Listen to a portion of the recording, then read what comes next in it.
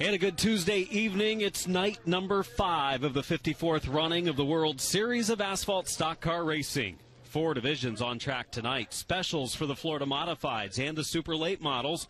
And it's all on TrackPass on NBC Sports Gold. Along with Alan Dietz, I'm Adam Mackey, bringing you the coverage from New Smyrna Speedway. We are in the middle of the World Series. And there's our 4 classes tonight, Alan.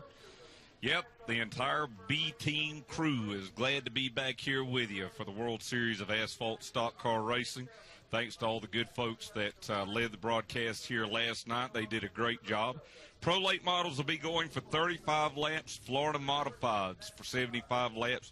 Tour Type Modifieds for 35 laps. And what a field of Super Late Models we've got here tonight. They'll be going for 50 laps. And how many qualified? I think 26 or 7, I believe. Yes, we're in upwards of 30 Super Late Models tonight for that 50-lap feature. 28 cars on the entry list for tonight's race, the starting lineup. So you see Pro Late Models starting to align along pit wall. They're going to be the first division to go, and when it comes to drama, when it comes to torn-up race cars, when it comes to a lot of stories this week and a lot of rivalries and a lot of hate and emotion, it comes from that Pro Late Model class. Yeah, and I know we both heard from the race director, Glenn Luckett, about the drivers' meeting earlier today, and they emphasized they're not going to tolerate any contact prior to green.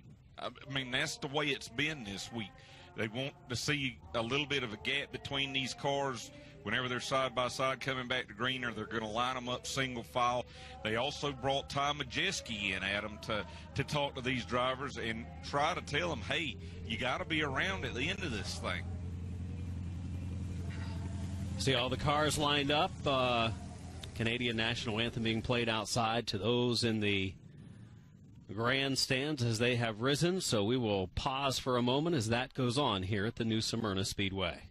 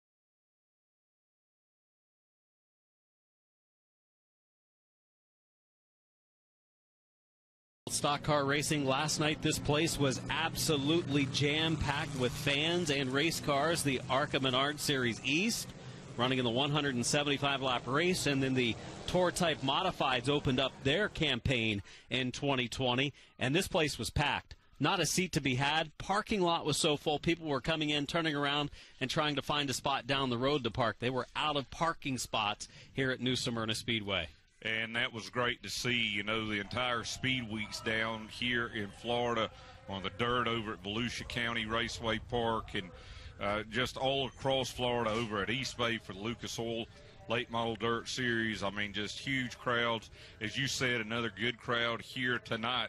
And a lot of folks are here to see what is going to happen in the Pro Late Model race tonight. Every single night it has been wild. There was a lot of controversy the last time they raced here on Sunday night, and they're not going to have to wait at them because they're up next, as you see Jamie Skinner, who's been right in the middle of a lot of the story here this week from New Smyrna. Yeah, Jamie Skinner, problems a couple nights ago with Jet Noland, and then the trouble continued the night after that. So it was a wild couple of nights for these guys, and some contact between Skinner and Nolan 2 nights ago destroyed the Nolan number 50 machine. He tonight is behind the wheel of a backup car. Yeah, that's the same car that his teammate with Jet Motorsports, Stephen Nassy, won the Pro Late Model race with at Speedfest over at Watermelon Capital Speedway in Georgia in January. And, you know, we had a lot of questions. We joked around a little bit and said, you know, are we going to only have 5 cars here because that's all that finished on Sunday night? But we've got a great field of Pro Late Models that have been able to come back, 18 starters, and we have got some first-time starters, but there are a lot of drivers that were able to come back from those accidents. You saw the 28 car of Hunter Wright a little bit earlier. He was leading when he made contact with the wall. Hudson Halter in that car number 9. Nicholas Noggle, the winner here last Friday night. They were involved in an accident on Sunday. So a lot of cars are here, and it looks like Travis Braden is helping out Nicholas Noggle, which he started doing when he and the Bursley team went their separate ways the other day, and he is now helping out Nicholas Noggle. And for those of you that aren't familiar or as familiar with short track racing, that driver talking to Nicholas Noggle, Travis Braden, he was the 2019 winner of the Snowball Derby. So he scored his biggest career win just a couple of months ago, now helping some teams, and we're going to see him racing quite a bit in 2020, but out helping here this weekend. Taking a look in the cockpit, a few of the race cars as the drivers get buckled in and ready to go for 35 laps to start our night. Florida Modifieds running 75, and then the Tour type Modifieds and Super Late Models round out our program. Different driver behind the wheel of the number 16 tonight. This car picked up the win 2 nights ago with Gio Selzy behind the wheel, and he was shocked in victory lane because of the way the race played out. Tonight, Derek Kraus is driving the car. Yeah, the 2019 ARCA Menard Series West champion, Derek Kraus behind the wheel. He's been here all week helping Gio Selzy with this Pro Late Model and also helping the Bill McAnally Racing ARCA Menard Series East teams. And now Kraus will climb behind the wheel, and I think some of this is probably to kind of see where this car is at.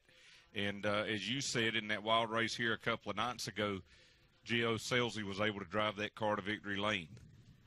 18 drivers on our starting lineup for this Pro Late Model 35-lap feature. And we'll go ahead and take a look at the starting lineup while we have this chance before they roll off of pit road. Daniel Dye in the number 43 will start on the pole, driver from DeLand, Florida. Connor Mosack, who has had 3 podium finishes this week so far, he starts on the outside of row 1. Starting back in third, we mentioned Derek Kraus. He's from Stratford, Wisconsin, the best qualifying effort for that Napa machine this week. And Jamie Skinner out of Port Orange, Florida, he'll start his Toyota in 4th. Lebanon, Tennessee driver Hunter Wright in the 29 car starts in the 5th spot, and Hayden Sprague out of Livonia, Michigan in the 51 starts 6th. Sprague came across the line under the checkered flag first 2 nights ago, but the win was taken away because of contact he made coming off of turn number 4 to take the lead. That contact was with Connor Mosack, and race officials deemed that it was too much. Back in 7th starting position, again in a different car tonight after his was destroyed here Sunday night, the Nolan's Roofing Cypress Ridge Hunting Chevrolet out of Groveland, Florida for Jet Nolan.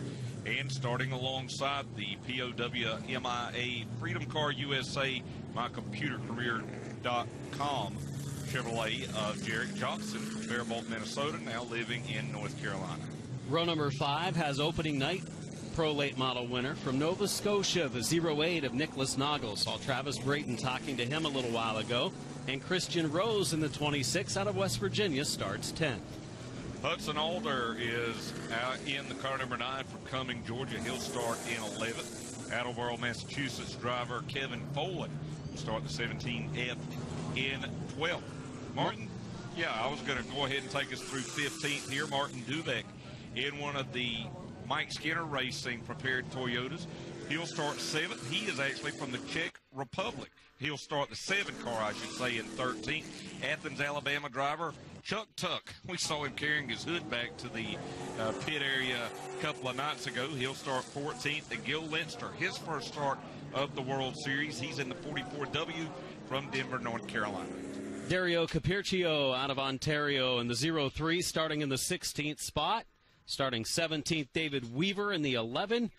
And Mike Dahm out of Deltona, Florida in the 86, starting in the 18th spot. That's the starting lineup, 35 laps the distance in the Pro Late Models.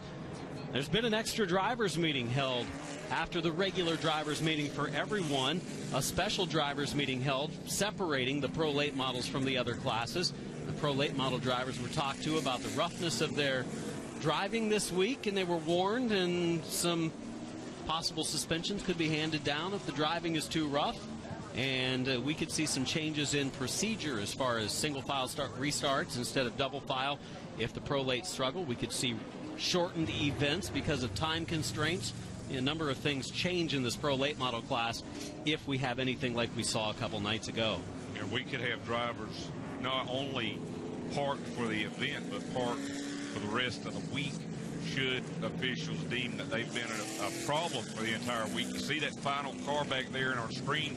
That's the blue car number 11 of David Weaver, longtime New Smyrna Speedway driver, very low budget team, came home in 2nd place.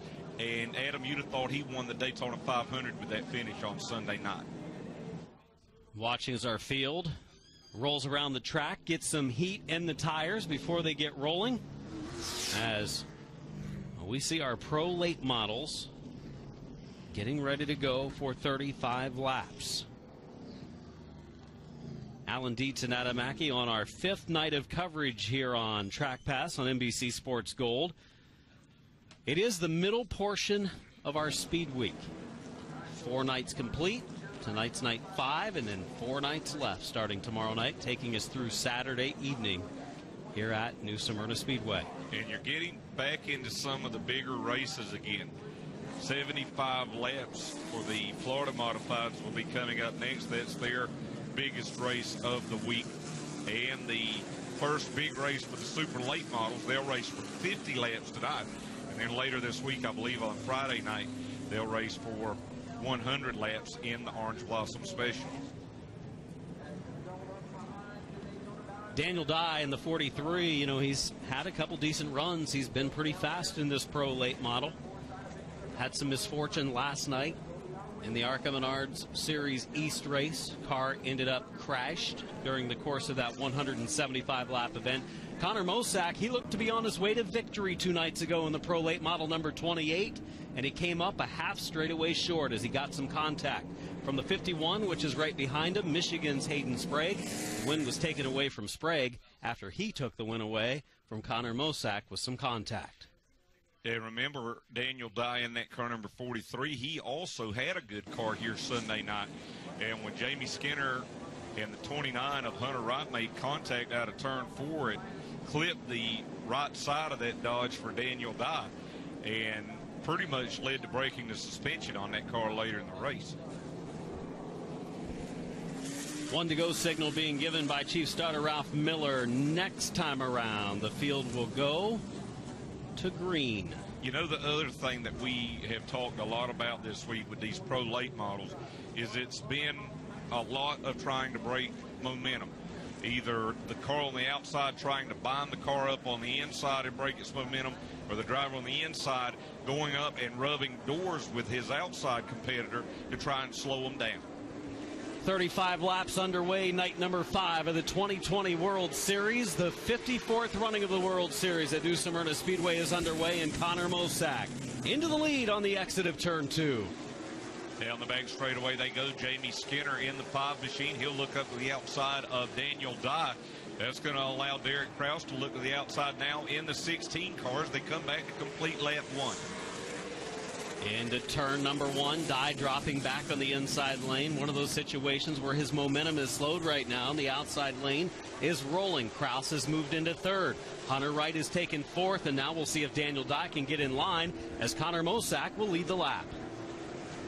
The idea is not exactly the same with the draft because these cars are not drafting, but like in the draft, you see the cars that are out of line, they lose that momentum, just like we see cars that are out of line and don't have the momentum of the draft with them at Daytona. And that's what we've seen is right now we've watched this battle back for 7th. Nicholas Noggle in the 08, the 51 of Hayden Sprague, and the 76 of Jarek Johnson. Noggle has moved into 7th. You see the battle for 8th between the 76 of Johnson, the 51 of Sprague. Sparks flying as cars bottom out a little bit with the lower tire pressures here early in the race. Sprague up the track a little bit. Going to open the door for Hudson Halter in the 9. He gets to the low side. This is the battle right now back for the 9th spot. You know, Nicholas Noggle in that 08 car that won here last Friday night, he's at the bottom of the screen there. The biggest problem he has had is he's not qualified well, which has led to him getting caught up into stuff that was really not of his own making. And he's going to have to do a little bit better as he tries to move up. Now back to the front of the field, Connor Mosack continues to lead Jamie Skinner and Derek Kraus through turns 1 and 2. Skinner getting ready to mount a challenge. Skinner's yet to win this week. He's been the fastest driver, the fastest car, but some controversy, some contact, some mishaps on the racetrack. A little bit of contact there as he readies to mount a challenge on Connor Mosack. Mosack, the points leader of the series, and he makes contact with Mosack in turn 2 as he pushed up the track. Mosack moved over. Here comes the 16 of Derek Kraus alongside. Derek Kraus running well in this Napa Auto Parts Napa Filters Toyota as he follows Skinner up to second. Mosack trying to battle back on the outside, but looks like Kraus will make the clean pass out of turn number 2. Well, Jamie Skinner not scared by the driver's meeting as he makes the contact, moves the leader over, and makes the pass as he leads the way. Skinner out front, completing lap number 9. Now the battle back to the 5th spot. Jet Nolan in the 50 machine trying to work his way around Daniel Dye. But look at this group led by the 08 of Nicholas Noggle back in 7th. They have run these two down. And now we're going to try to get in the middle of this battle to get into the top 5. Nolan running in 6th, taking a peek to the inside. That car was in victory lane at Speedfest with Stephen Nassy behind the wheel of the Pro Late Model race at Watermelon Capital Speedway's Chris Motorsports Park a couple of weeks ago. And right now he's running in the 6th spot for the first time. He's behind the wheel of that car, and that's Nolan because his primary car is junk after a crash involving Jamie Skinner a couple nights ago.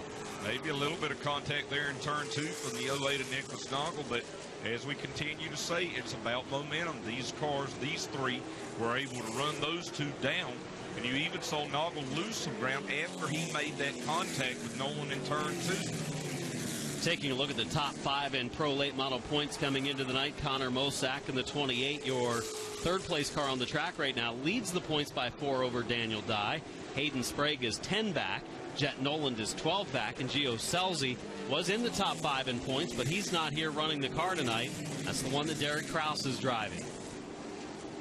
Daniel Dye definitely holding this group up now with 22 laps to go. Remember, you can keep track of the laps completed and your favorite driver with the track pass ticker up at the top of the screen. Daniel Dye leading that pack. He started on the pole, dropped back into the 5th position, and a chance that he may drop more. He could get freight trained by this line of cars behind him. We've seen Noggle moving forward. He's picked up a few spots since the start of the race. Noggle started in 9th. He's now up to the 7th position, but right now being challenged by Jarek Johnson. Yeah, Jarek Johnson having a pretty good run right now with that 76 car. He's been in the top 10 most of the week, but it seems like we've seen him going backwards. That car going forwards tonight. Don't know if they changed the rear clip on the car he wrecked on Sunday night, but I know they did have a backup car here as Nolan continues to work on Dye. Pretty clean race so far. Completing the first 16 laps, closing on the halfway mark. The 50 of Nolan. Looking for an opening to get around Daniel Dye. A couple of young drivers, both teenagers, racing here in Florida at the World Series. Going to be halfway this time. Going to be 18 complete, 17 laps to go in this Pro Late Model opener on night number 5. Now, I've watched this margin between the top 3 cars, and although we said Daniel Dye is holding that group up, they are actually, as a group of 5 cars, closing in on this battle for second between Connor Mosack and the 29 of Hunter Wright. These cars have been in the 1890 bracket, while the cars back behind them have been about a tenth quicker. Connor Mosack running in 3rd. Hunter Wright running in 4th. Those are the 2 on the screen. Ahead of them, Derek Kraus running by himself. And up a little further forward than that is Jamie Skinner, who looks to be on his way to a win. But we said that a couple of nights ago before some drama played a part in the last number of laps of the race. They work around the 11 car of David Weaver. Connor Mosack in the 28 looking to extend on his point lead tonight. And the drivers ahead of him aren't close to him in points. So he is right now extending his point lead a little bit if he can stay in at least that 3rd spot. And he's had a podium finish every night this week. He's had some strong runs as the Nick Taylor Custom Underwear number 28 car here this week as the 29 of Hunter Wright follows. And Wright's had some good runs this week as well. Yeah, he was leading the other night when he and Jamie Skinner made contact out of turn 4. And had Daniel Dye not been so close, I think that Hunter Wright would have just spun if nothing else. But when Daniel Dye was down to the inside trying to pass along with Skinner, a little more contact was made, and that sent Hunter Wright up into the outside wall. While all of this is going on, Jamie Skinner, the leader, there you see Skinner right now with a 1.2 second lead over Derek Kraus, who rides in 2nd. They worked around the 03 of Dario Capircio. Now around the 44. Gil Linster first night for the 44 car this week. We see each night some new drivers join us for action. We'll see that in our other classes as well. 10 laps to go this time for your leader right there, Jamie Skinner. Let's take a look at the change for the lead that happened just a little bit earlier, and we'll see how Jamie Skinner went to the top spot. And we'll check that back a little bit later during our recap. Jamie Skinner in the 5, turning some really good laps right now and extending his lead. It's up to 1.4 seconds, as you see at the top of the screen. Back to Jet Nolan and Nicholas Noggle. Nolan running 6th, Noggle running 7th. They still follow the 43 of Daniel Dye. Now they have the traffic to work around. But you see 3rd, 4th, 5th, 6th, 7th, 8th basically running nose to tail.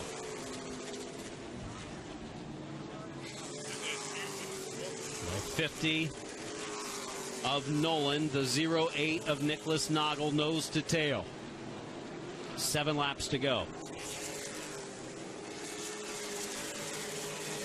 Now Noggle will drop back just a little bit. Hayden Sprague getting that 51 car. And you know, Hayden Sprague has really not turned a wheel wrong this week other than that contact on the final lap on Sunday night with Connor Mosack. And, of course, he was taking his chance. He thought, here's my opportunity with only 4 or 5 cars left on the track. I have a good run on the leader.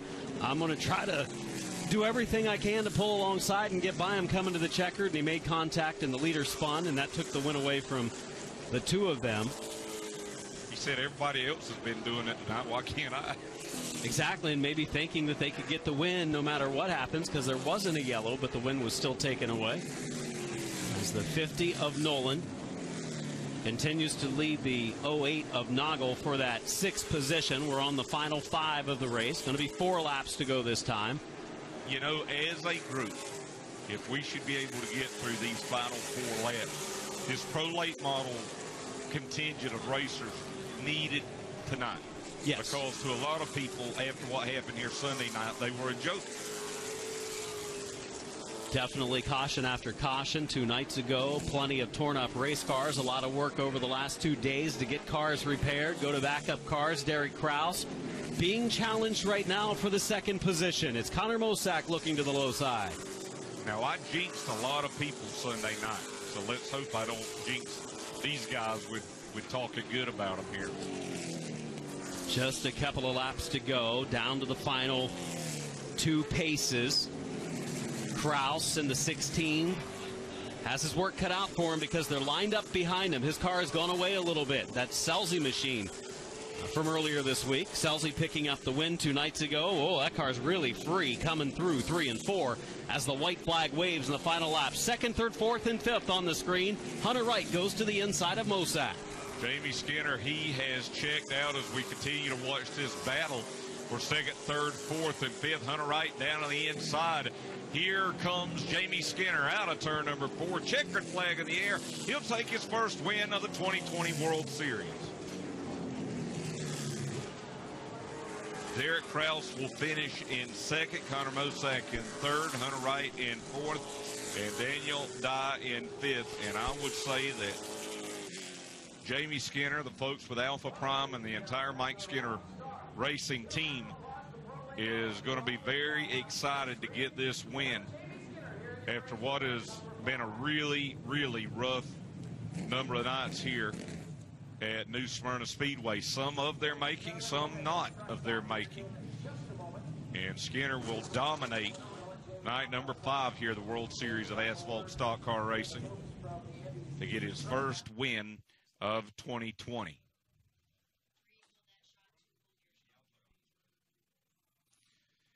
So Skinner gonna get the helmet off as he prepares to climb out. Adam Mackey is down trackside, and he'll get a word with our winner and our top finishers.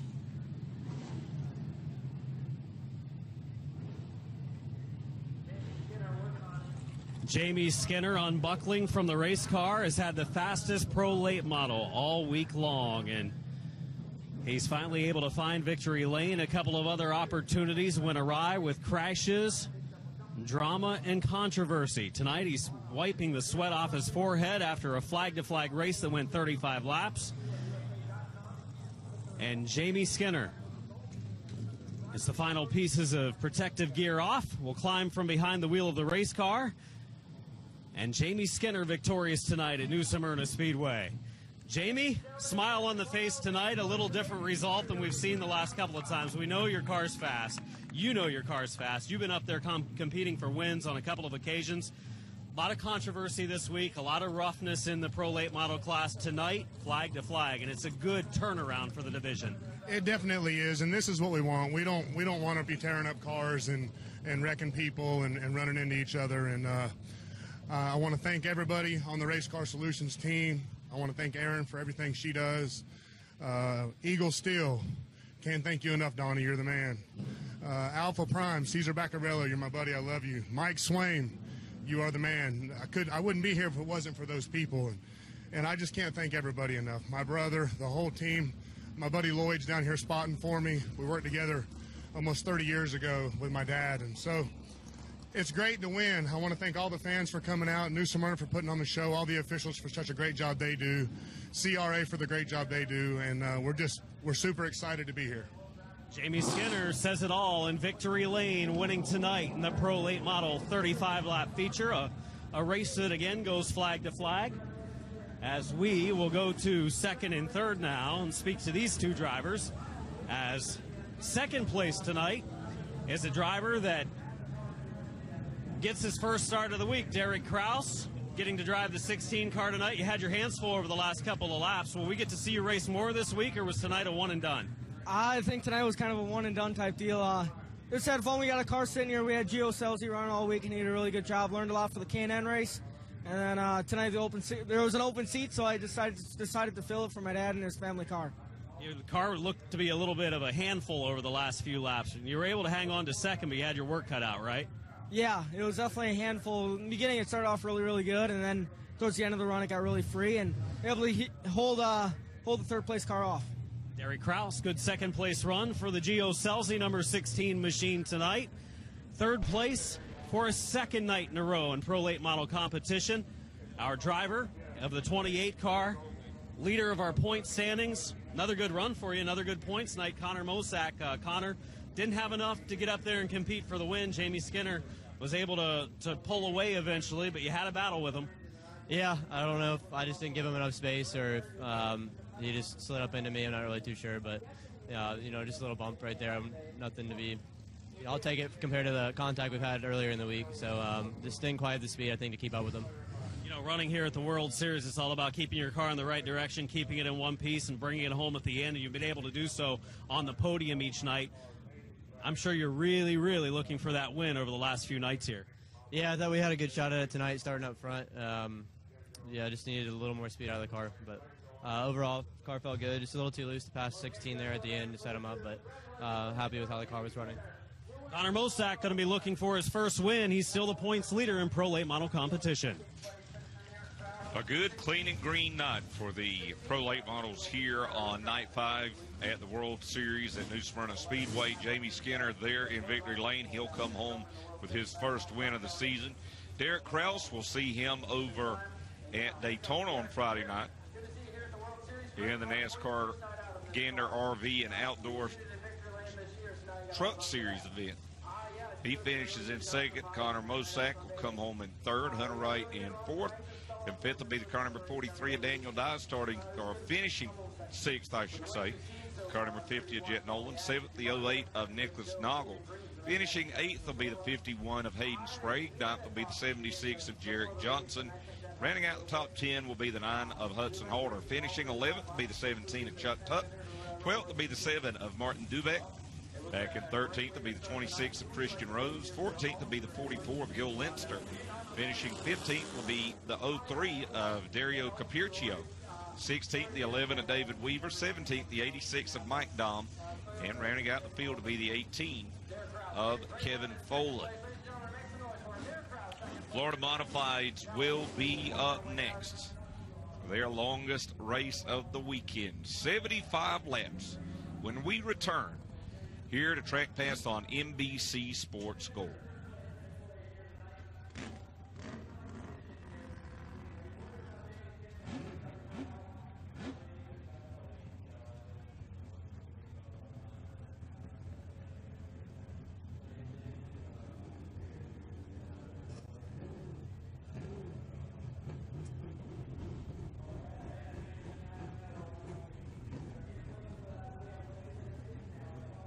As the Florida Modifieds prepare on pit lane for their 75-lapper, let's take a look back at the Pro Late Models. Fairly uneventful compared to what we've seen here the rest of the week.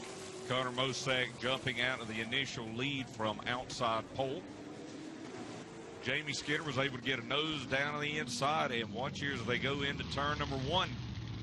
Contact there with the left rear sends Mosak up the racetrack.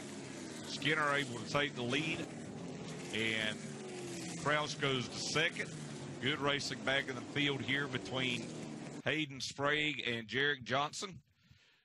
But Jamie Skinner will dominate this one tonight, coming home with the win over Derek Krause and Connor Mosak as he climbs out a little bit earlier in victory lane.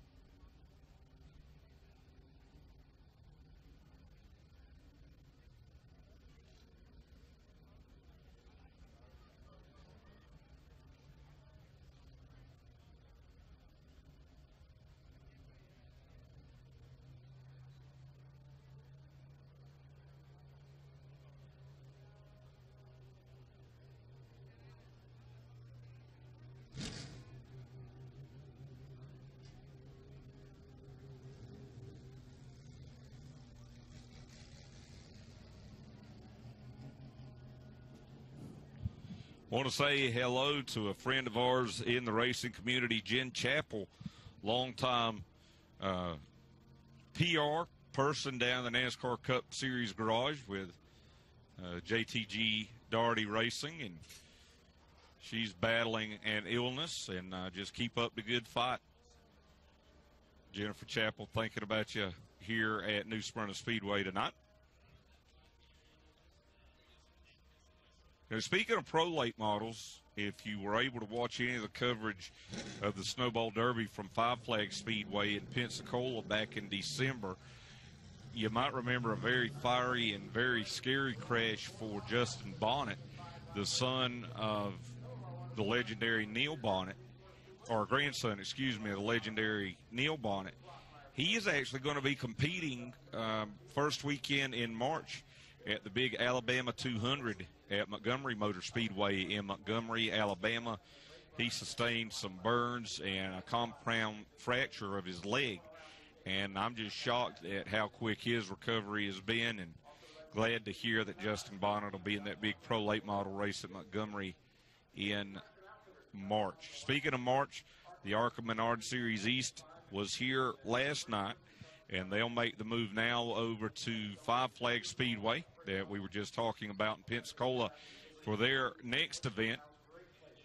And that should be a good one, Adam, over at Five Flags. A lot of those drivers in the ARCA Menard Series East field have experience over at Five Flags. And you never know.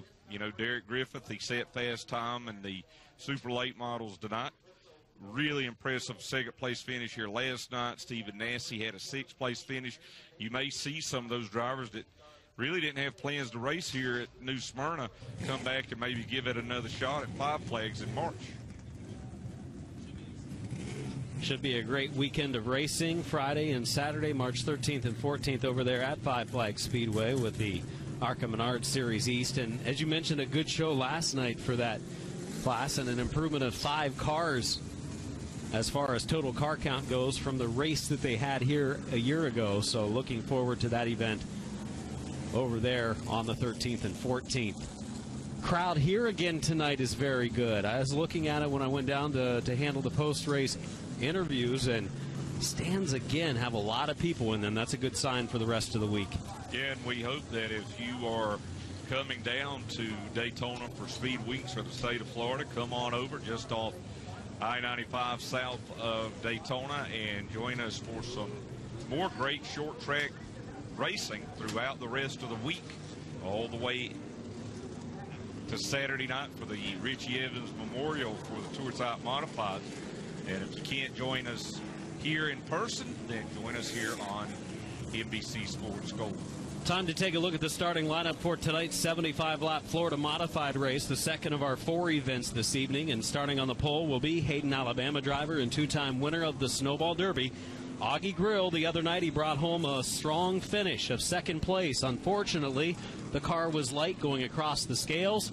They then filled it up with fuel and realized that they did not fill it up with fuel before the start of the race the other night, and that's why they came across light. Starting second tonight will be St. Petersburg, Florida driver in the number 15M third fast qualifier this evening, Timmy Moore. Tank Tucker will start third in the car number 15, a former 4-time World Series Florida Modified champion. And starting fourth, our fast qualifier in the car number 1W out of Mount Dora, Florida, the 8-time winner here at New Smyrna last year, Wayne Parker. In the fifth starting position is points leader, and he's won the first 3 races of the World Series in the Florida Modifieds. Tonight he qualified 5th and missed the Enver. He's the first driver since '93 to win the first 3 races of a series for the Florida Mods, and tonight he looks for 4 for 4. Travis Eddy out of Beaverton, Michigan, starting 5th. Zach Knowles starts in the 6th spot. He was looking forward to the longer distance races because of the smaller engine package, and that might help him later in the going in tonight's 75 with less tire burn during the course of the race. Take you on back through the top 10. Jerry Simons in the car number 66 will start 7th. He's from New Smyrna Beach, Florida. Alan Bruns in the 4B. He's from Claremont, Florida. He'll start 8th. Back in 9th will be the 61 out of Hudson, Indiana from Brad Springer. And starting 10th in the car number 26 from Germantown, Ohio, will be Bill Burba. Bobby Blake out of Grand Island, Florida, starts in the 11th position. Ricky Moxley in the 38 car making his first start of the week from Palm City, Florida, starts 12th. Starting 13th is Scooter Bates from Texas in the number 12. And Norman Dismuke out of Florida in the 16D. He starts 14th. Rounding out the field will be Mike Dahm in the car number 90D from Deltona, Florida. Starting 16th from Newcastle, Ontario, will be the car number 90 of Rick Warrens. And rounding out the field in 17th from Moseley, Virginia, will be the 19 of Kyle Wood. Field rolling around, getting a little heat in the tires. It won't take as much as temperatures have been warm today here, as the warmest day we've had this week in the 80s, and scheduled to be warm for a bigger portion of the rest of Speed Week as well. You know, we spoke about the Snowball Derby a little bit earlier as seen on Speed 51. These Florida Modifieds were down there with the Modifieds of Mayhem Touring Series, which races primarily at Montgomery and some other racetracks, but these cars, again, being featured in a major event here at the World Series in New Smyrna.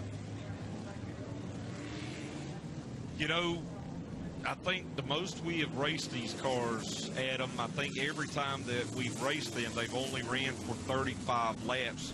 Tonight's race being a 75-lapper, we've seen these tires get slick, the track get greasy, and these cars are really a handful by the end of these races.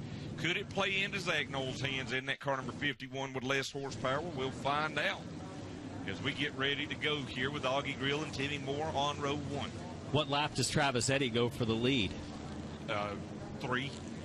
He's starting in 5th tonight, and he's got some strong competition in the first 4 spots. We're underway at New Smyrna Speedway. 75 laps in a special event for the Florida Mods. It's Timmy Moore leading off of turn number 2. You know, we joke about Travis Eddy in that car number 78. I think we're going to see these drivers take a much different strategy tonight, racing 40 extra laps than we have seen. And maybe right now you saw Eddie up the racetrack. That allowed Tank Tucker to take a look to his inside. Been able to work around Tank Tucker, and actually Zach Knowles squeezed by the 2 of them as the field slows, and it's for the number 4 car of Alan Bruns, the veteran of World Series competition. Has 1 win in series competition back in 2015. We completed a lap in the yellow wave for the caution down in turn number 1. Got to look at that great crowd in the grandstands here at New Smyrna. As we said, just come on down I-95 to Route 44. You take a right, you come here to New Smyrna Speedway. You take a left, you go to New Smyrna Beach. So I don't think you can miss it. You know, we've talked about how great the weather is down here this weekend. 75 degrees here right now. Exit 249 west for those of you coming down this week. Watch the 4 of Bruns, see if he's coming pit side or if he's looking to get realigned for the restart. Our first yellow flag of the night comes in race number 2 with 1 lap complete. Timmy Moore had a good opening start, pulled into the lead. He's a former champion of World Series Florida Modified competition. Timmy Moore, a Florida driver, won the championship in 2015, driving his black and white car number 57. Always had a sharp race car, pairing up with a different team since then. Did have 1 win during the World Series last year. He's the leader in the red and yellow 15. Used to see a driver by the name of Robert Deal behind the wheel of that car. Second place is Augie Grill in the 112. Wayne Parker has moved from 4th to 3rd in the 1. You know, we've seen Timmy Moore in that car number 15, and he has actually ran pretty well here during the World Series. He just hasn't had a lot of luck. You know, he got involved in a crash before we got to turn 1 here Sunday night, and we've seen him, you know, just kind of get caught up and stuff, and then he's always coming from the rear, and he kind of gets up there around 4th or 5th and can't go any further. So being out front this early on, it'll be interesting to see how the rest of the night plays out for Timmy Moore. 1 to go signal given, so they'll realign in double wide formation. Inside lane, not always the best place to be, so we'll see if Wayne Parker is able to clear the 51 of Zach Knowles, who picked up a couple spots on the opening start. Zach Knowles started in 6th. He's already up to 4th. And one of the favorites tonight in this longer distance race, a 2-time Modifieds of Mayhem champion. All right, set for a restart here as the field forms up. Augie Grill again will be down on the inside of row number 1, but this time Timmy Moore will restart the race from the outside. That might allow Wayne Parker, or excuse me, Zach Knowles in that 51 under the outside. Looked like a little debris there. Yeah, a little piece of debris, hopefully just a rag or something laying down in turns 1 and 2. Looked like something light that was kicked up into the air. As Timmy Moore leads, will complete the second lap. Knowles has moved up to 3rd, so he's been the big mover so far.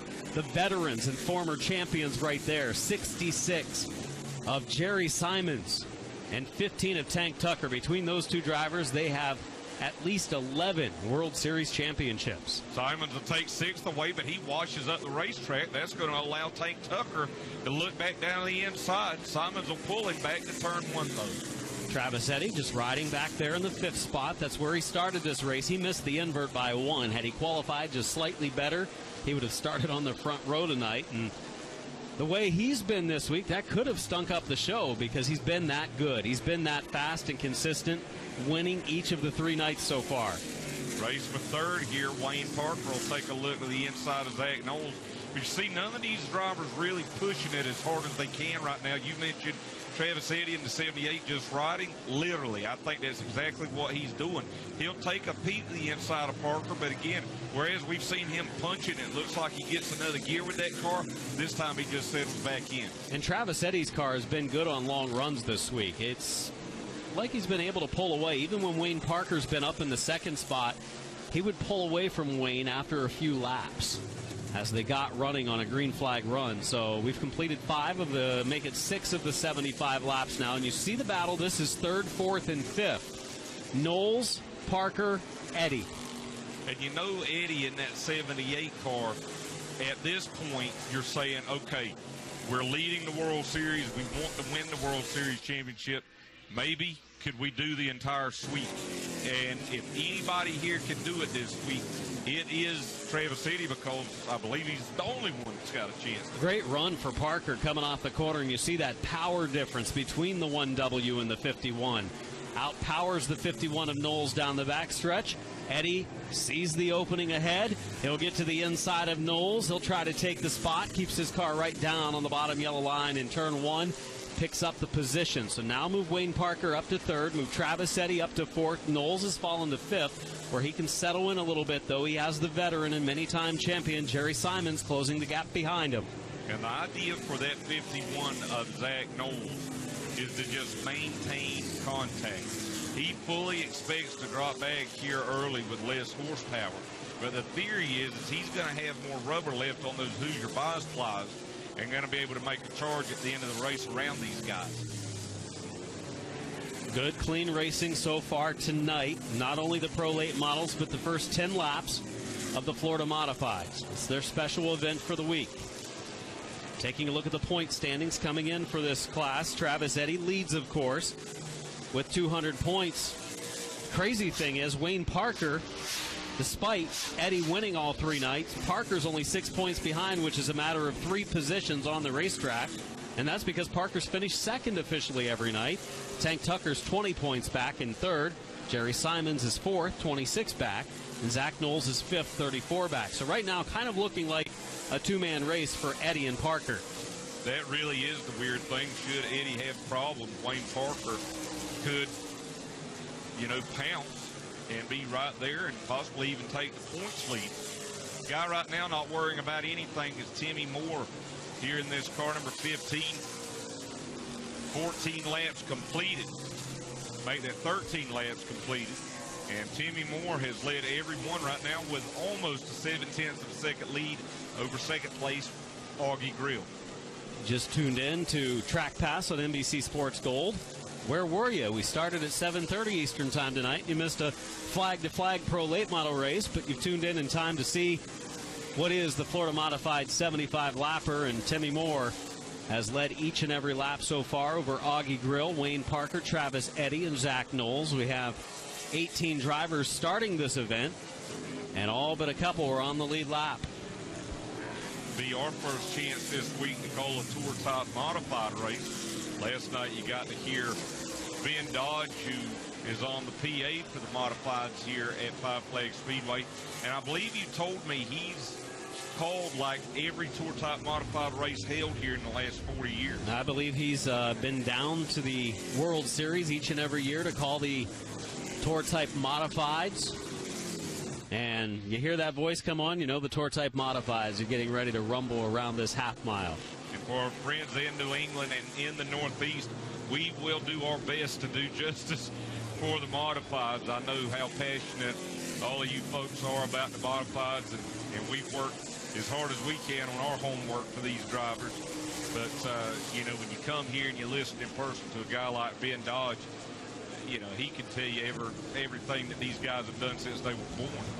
See Eddy with a great run through turns 3 and 4. He's closed the gap on Wayne Parker, takes a peek to the high side. Here's where he gets that good run off of turn 2 sometimes, but not this time. Remember, Wayne Parker went with the other car 2 nights ago, the car that had more horsepower, and that time he pulled him down the backstretch.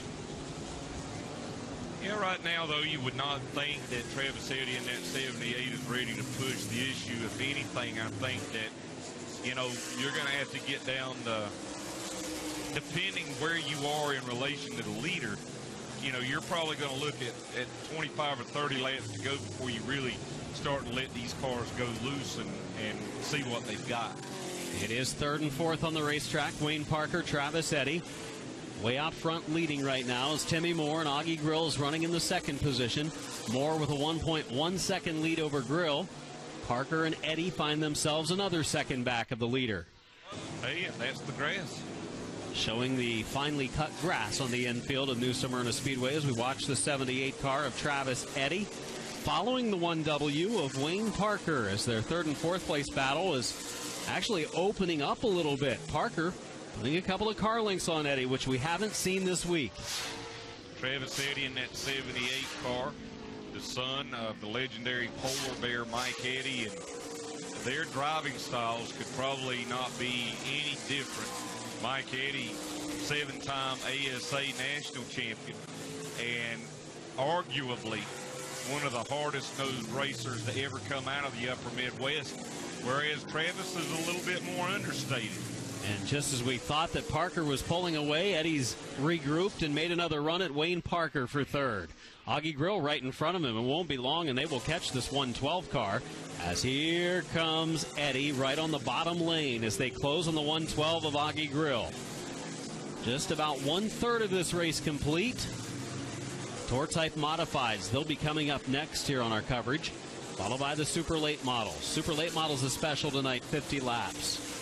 Yeah, I think that's going to be a great race, great field of super late models that you put up against any of the big marquee super late model races around the country. And look at that, Eddy, that left front tire, that open left front tire up on the front, got into the rear Nerf bar on the right rear of Wayne Parker's car, and Eddy's got to be careful with that, not to puncture a tire. And I think if he just sits back and rides for another couple laps, Wayne Parker is going to get so free that he'll be able to easily make the pass. In fact, makes a run at 1 and 2. I've seen Wayne Parker really kind of work it sideways to the corners a couple of times. If that continues, he's going to burn off those the right rear tire. You know, but I'm not so sure that Wayne Parker might not be content, at least as far as Travis Eddy's concerned, in running where he's at right now, because we've seen Travis Eddy pass cars on the outside. We've seen him get that good launch from the middle of the corner off. And if he can, again, break that momentum and kind of bind the 78 car up, that could work for Wayne Parker. The bigger problem that they've got right now here with Whoopson, we got a problem. Looks like the 4 of Alan Bruns, and he's got some damage on the nose there, Adam. Alan Bruns' heavy crash. Nose pushed in and over to the left. As Bruns, the driver from Claremont, Florida, 66 years of age, one of the veterans here, has had finishes of 11th, 8th, and 15th this week. Was looking to turn it around for a top 5 tonight. The last time he crossed the line, he was Trying to see where he was running 13th. So he's had a tough week. Going to try to pull away under his own power despite the hit. Lets it roll to the bottom of the racetrack, and the Bruns Contractors number 4B will probably need the assistance of a new Smyrna Speedway tow truck. 47 laps to go in the race.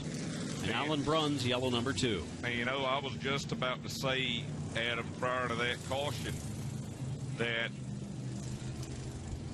you know, those guys, Wayne Parker and Travis Eddy in 3rd and 4th, were in danger of maybe losing contact with the leaders and really going to have to put some pressure on those tires to try and come back and run them down. But this caution plays out exactly the way that those drivers would need it. And now Travis Eddy's going to start on the outside of row number 2 for the restart. And I think that's pretty much where he would want to be for this restart. Bruns, the veteran driver who's been running the World Series since at least back in 2001, where we have some stats. Mark Keeler, former announcer here at the track and now with Speed51.com, letting me know that, you know, Bruns, a former multiple-time track champion here at New Smyrna Speedway as well as Orlando, and he's not happy with one of the drivers on the track as they roll by. And chucks his head and neck restraint device into the car, and it looked like it could have been the 75 of Bobby Blake, who was running in 12th. Bruns was running in 13th the last time they had went by the line. Just over, just under 30 laps into the first event back for the Florida Modifieds after the break last night. Again, last night just having the ARCA Menard Series East as well as the Tour Type Modifieds. This place was jam-packed. Busiest I've seen this place in the 10 years I've been coming here. Probably because you and I were, you were here, I was not, so probably had something to do with that. And you can see Alan Bruns, not a happy race car driver. Going to take that long ride back to the infield. Heavy damage to the car. That front end pushed over to the left pretty far. Yeah, taking a little time off yesterday, almost to the middle part of the week. Yeah, and I actually got to watch the coverage last night on trackpass, and that's the first time that I've, you know, been able to navigate through NBC Sports Gold and watch, and it's really great. You know, if you don't have NBC Sports Gold, check it out. It's amazing. Jeff Christensen, our turn 1 shooter, and I were talking as we watched last night just about how far these streams have come. They are just so crisp. I mean, it's network quality. You don't have a lot of the buffering issues that you used to have in the early days of streaming, and it was really interesting to watch and gave me a new perspective. You see Bruns' car pulling into the infield. Received word that Pro Late Model Tech has cleared, and no disqualifications in the Pro Late Model Tech tonight, thanks to Zach Evans with Speed51.com passing along the info. So absolutely zero issues with the pros tonight, on or off the track. How about that? Very good. You could hear Connor Mosack was like, I'm not sure if I didn't give Skinner enough room or if he just kind of moved me out of the way, but he definitely made it known during his interview he felt the contact. I felt the contact. Yeah, it was pretty hard contact. Yeah. 47 laps to go, and again, I really don't think these drivers can push it and go all out because there's about 25 or 30 laps to go. And we're closing in on that.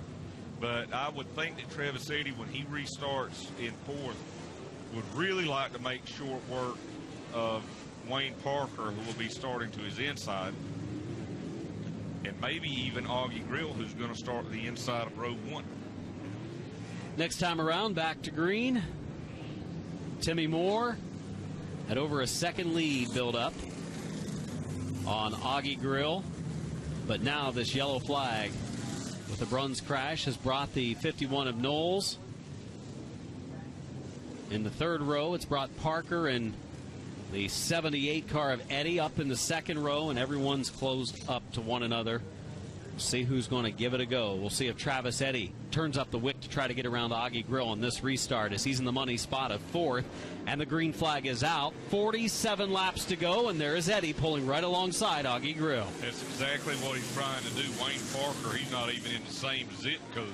Augie Grill going to try and battle back on the inside, and I think Travis Eddy, I don't think that could have went any better for him up to second, because he'll get around two cars on this restart. Now a battle back for fourth. Jerry Simons in the 66, he was up to the outside on the restart, trying to work around Wayne Parker. Trying to move up to battle for a top five is Bill Burba as well. The Germantown, Ohio driver had a good run a couple of nights ago in that 26 car on his way to the front. Burba started tonight's race back in the 10th position, and you can move Bill Burba up now to the 6th spot. Burba's best run of the week came just 2 nights ago in 4th. Yeah, he's gotten better and better, it seems, as the World Series is drawn on.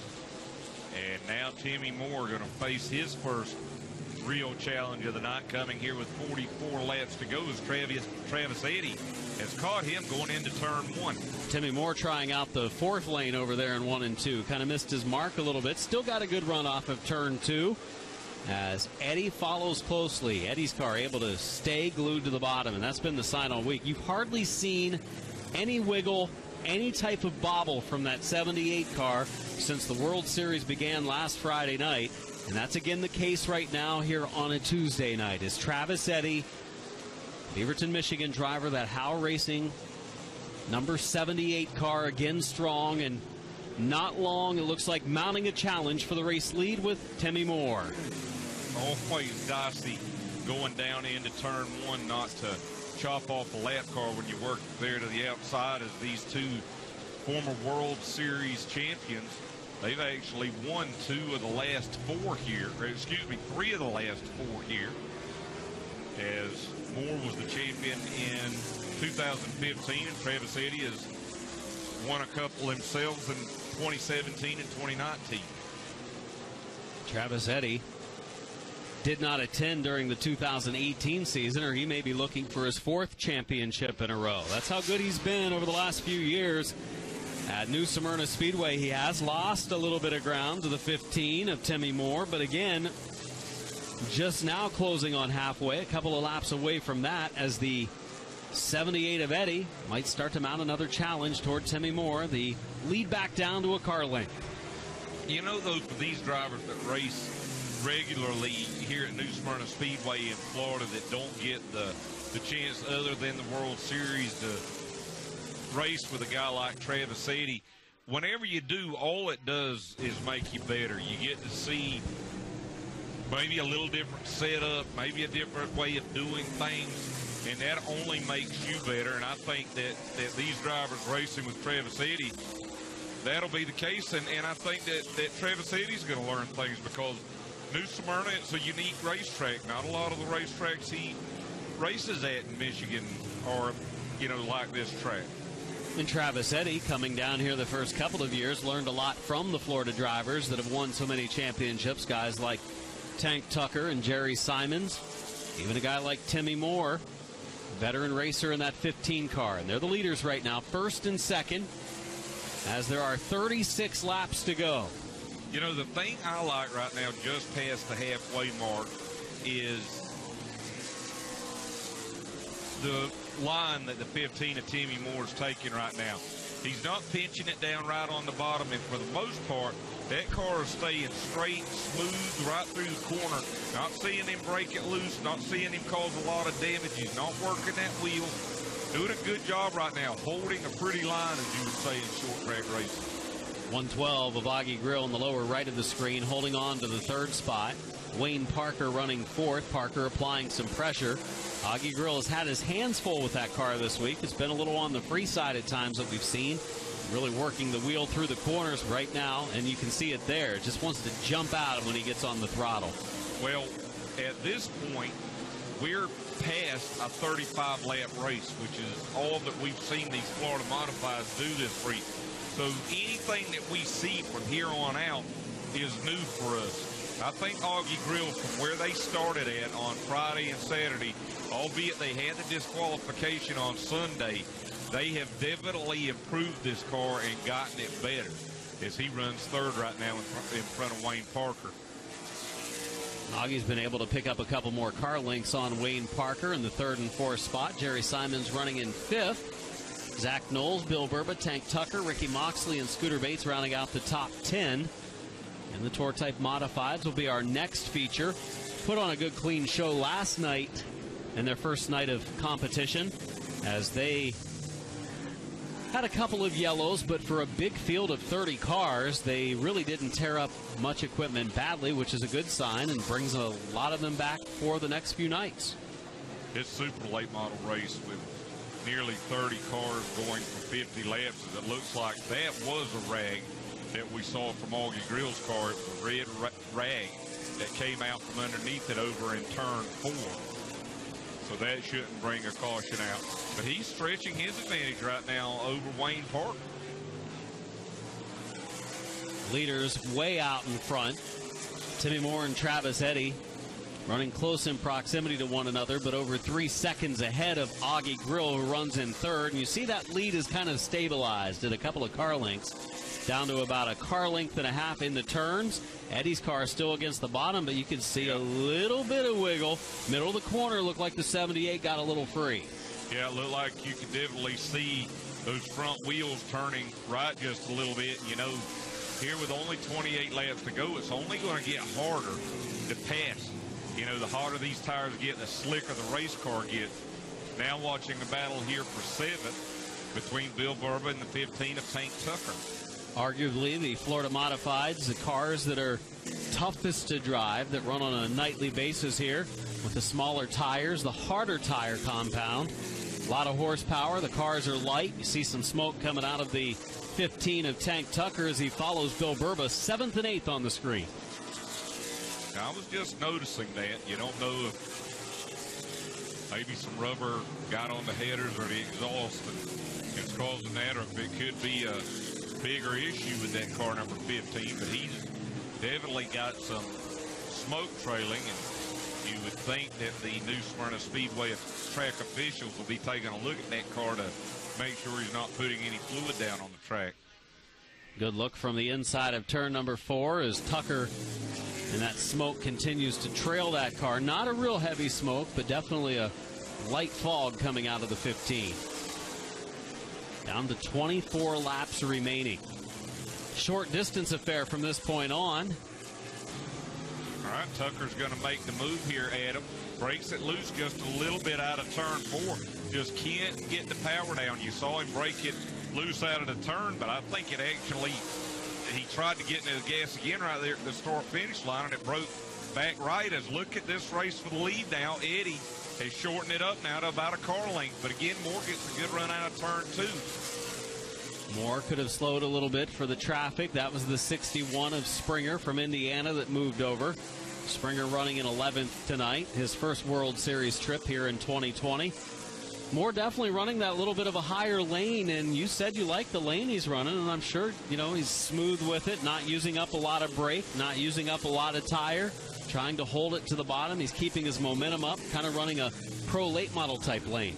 And this would be huge for Timmy Moore in that 15 to get the win, not only to end this win streak for the 78 of Travis Eddy, but he has had a podium finish this year in the World Series. So at worst, it would look like Timmy Moore is on the way to his best finish of the 2020 World Series. Yeah, Timmy Moore has had a 6th and a 5th on a night of a DNF where he finished 17th.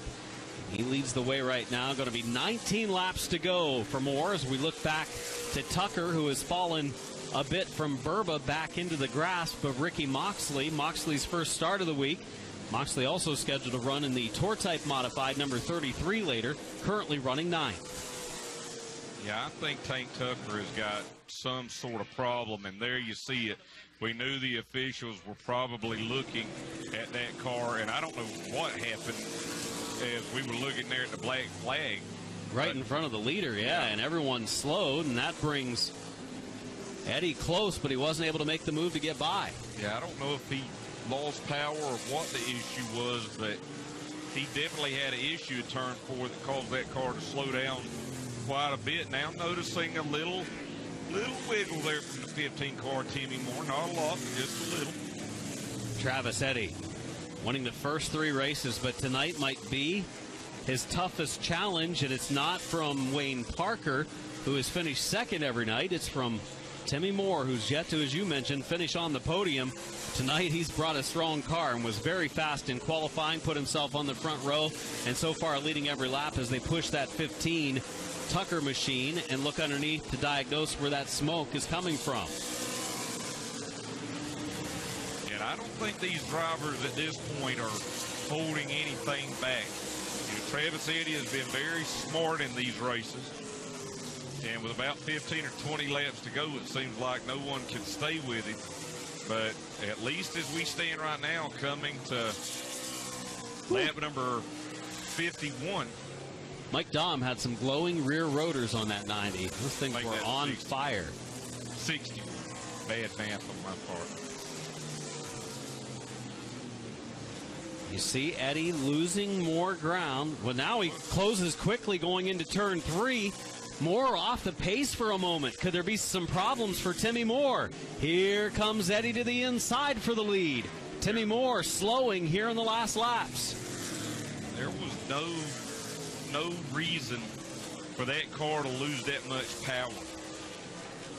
I mean, almost looked like a yellow was coming out the way he slowed. Travis Eddy made 10 car lengths up on Timmy Moore just at the end of the back straightaway, and now could Moore be playing with him? I don't think that's the guy you want to play with. Unless he misheard something and slowed, maybe thinking a yellow was coming out. I was looking over in the pits, maybe seeing if a tow truck or a safety vehicle had their lights on. I don't see anything like that, but that'd be an interesting question for you to ask in post-race. Timmy Moore hanging on right now, leading the way. 11 to go, going to be 10 to go this next time around for the 15 of Timmy Moore. Travis Eddy is right there looking for an opening. You know, that was 10 easy car lengths that Travis Eddy made up. And Timmy Moore, I'm sure he would have wanted Travis Eddy to have to work for it. But at least as we stand right now, coming with 9 laps to go, I may be wrong. I just don't think Travis Eddy's got anything for this 15 car tonight. Doesn't look like it. Down now to 9 to go. Moore pulling back away from Travis Eddy. And this is frustrating for Eddy. He's been so good, so dominant, perfect this week. Car doesn't look bad, but Timmy Moore's car is just that good. And, I mean, Travis Eddy has really not even had a challenge in the last 15 laps of these races. We've seen him have to pass cars, but as far as the car being out in front of him that he was not able to gain on or that was able to gap him, but now again, Eddy closes it in, not nearly as abrupt and drastic as what we saw a few laps ago, but he has closed it in a little bit. To show how strong both of these cars are, they're 7 seconds ahead of the third-place car of Augie Grill. Wayne Parker and Jerry Simons completing the top 5. Here's a lap car on the bottom of the racetrack that moves over, and both are going to be able to get by. Bill Burba shortly ahead of them. He's the 7th-place car about to go down a lap. The lap times between these two cars are very similar. Best lap times, I mean, they're just separated by 3/100ths of a second as far as who's turned the best lap tonight.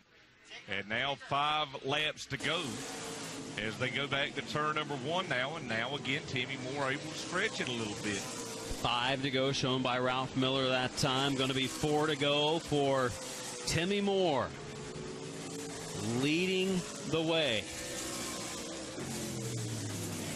Timmy wants just a little more. He does. 4 more, in fact.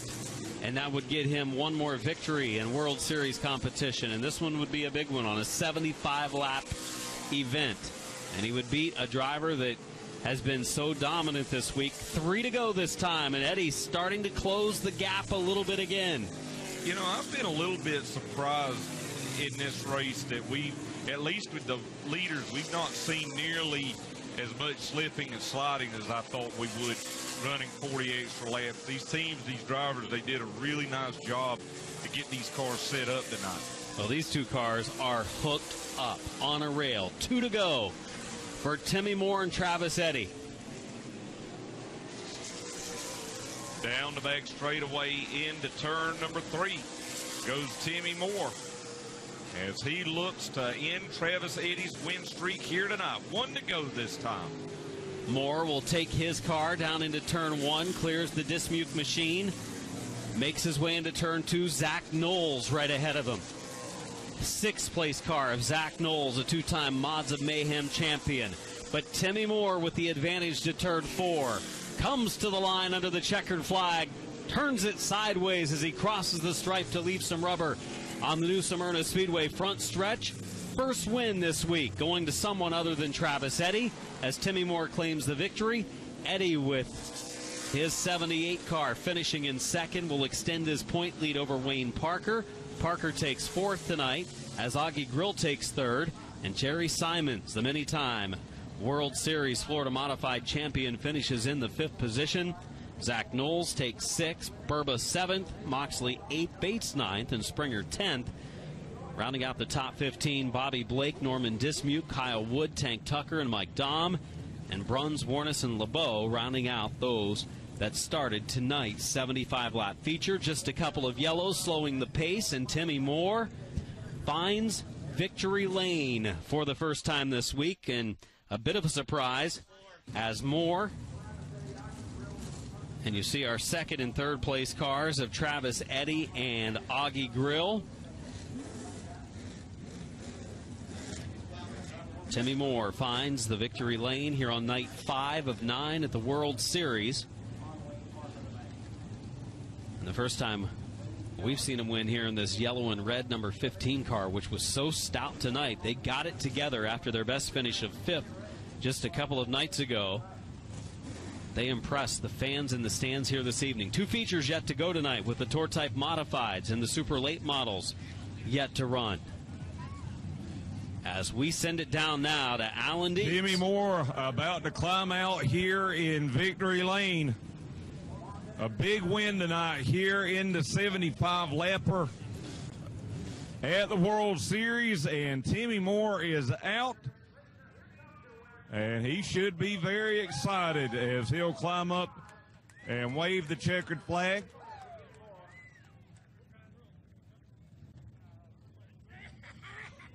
And he's going to get some congratulations here. Travis Eddy coming to congratulate him as well. And we'll step in and get a word here with Timmy. And Timmy, you know, we talked about it prior to the race with you starting on the front row.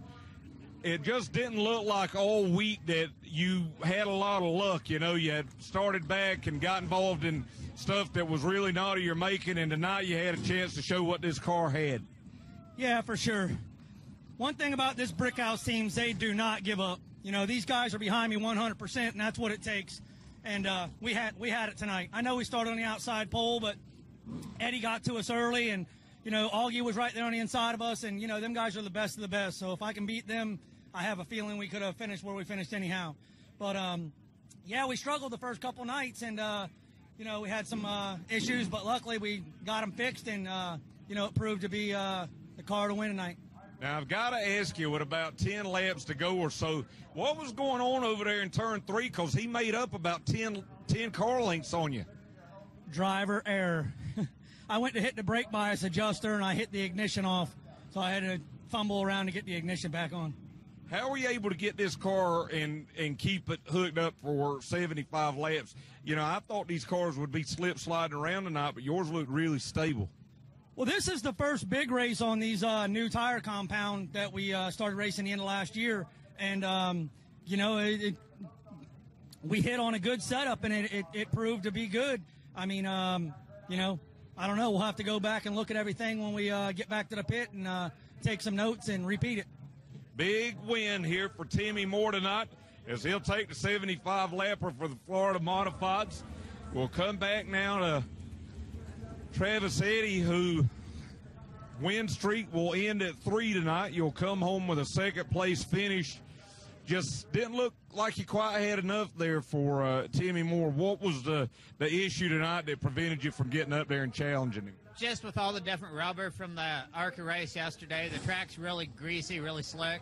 I mean, we had a good car. We could run some faster laps, but anytime you'd get having to maneuver or move around the track a little bit, you just lose the front end or the back end would wash out. So made it really tough to get a run on anybody. Hey, good job anyway. You're still up there in the points and looking good. Hey, we can't complain with a second place. I mean, it kind of feels bad, but second place is still a damn good place to finish. That's right. Positive attitude for Travis Eddy as we come back now to our third place finisher. And I know, Augie, the other night you had an issue in tech that I know you guys are probably knocking yourself about because it had to do with fuel and a weight issue. What do you feel like you're lacking to get up and challenge these guys? Because I know you are happy to have a podium finish, but there's still a pretty big disparity right now. Yeah, I just can't get off the corner with these guys. I can roll in and through the center about as good as they can, but when they get in the throttle, they just have more bite off the corner. So we'll keep working. Got a few more nights there to left and see if we can't get a little closer. Augie Grill, the veteran out of Alabama, he'll come home with a third-place finish tonight. As we get ready, Adam, for a different type of modified. The Tour Type Modifieds will be up next. Yeah, and you can start to hear the rumble of the Tour Type Modifieds because they're rolling on pit road. And what a field of Tour Type Modifieds we'll have tonight again for a 35-lap feature after they ran 50 last night. Here's the 75 from the Florida Modifieds, the opening start. Timmy Moore raced into the lead, and pretty much that was all she wrote. Had some challenges from Travis Eddy, who closed at times, but here's the battles behind him early, as Zach Knowles had moved up to third early on, but then faded back. There's Travis Eddy passing Zach Knowles as he started his trek to the front from the fifth starting position. Eddy's run didn't stop there. There was the little bit of contact with Wayne Parker, no damage done.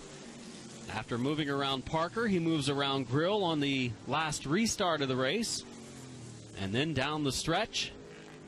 See him working some heavy traffic as they got around the 15 of Tucker. There's the 90 of Dom with the rear rotors glowing. And Timmy Moore brought it to victory lane for the first time this week in the 15. So Moore victorious. You heard when he had slowed that one time going into turn 3 and we thought he had a problem. It was driver error as he accidentally shut off the ignition, got it fired back up, and fortunately continued on. He claimed the victory over Travis Eddy tonight. There's a look at our schedule for tomorrow night. Wednesday's schedule for night 6, Pro Late Models 35, Florida Modifieds 35, Super Late Models 35, and then the Pro Late Models will go 76. That's going to be the Tour Type Modifieds going 76 tomorrow night. So there was some fake news involved there, but what's not fake news is the Tour Type Modifieds are getting ready to run a 35-lap feature, Alan. Yeah, and that'll be the first big feature tomorrow night for the Tour Type Modifieds, the John Blewett III Memorial 76 lapper. And the two combatants last night who ended on the front row, or that ended up 1-2, will start on the front row again tonight. Not fake news now. We've had an update, a retraction, and a correction. Never see a retraction from the New York Times or Washington. 35 laps for the first 3 classes tomorrow night of Pro Lates, Florida Mods, and Super Lates. And then the John Blewett III Memorial 76 lapper for the Tour Type Modifieds. Should be a lot of fun. I think it's going to be a lot of fun for sure, as we adjusted that even a little bit more there, you see. Just a skosh. We're going to perfect that thing by the end of the night. We're going to perfect all of this stuff before the end of the week. It's been fun carrying the action here on TrackPass on NBC Sports Gold. We've done it since last Friday night on night number 1. And the Tour Type Modifieds lining up along pit wall. Yeah, you see a very fast 92 car that's going to be starting up front. It'll be our first chance to see the Tour Type Modifieds, the A-team in last night. Our little group of B-teamers back tonight.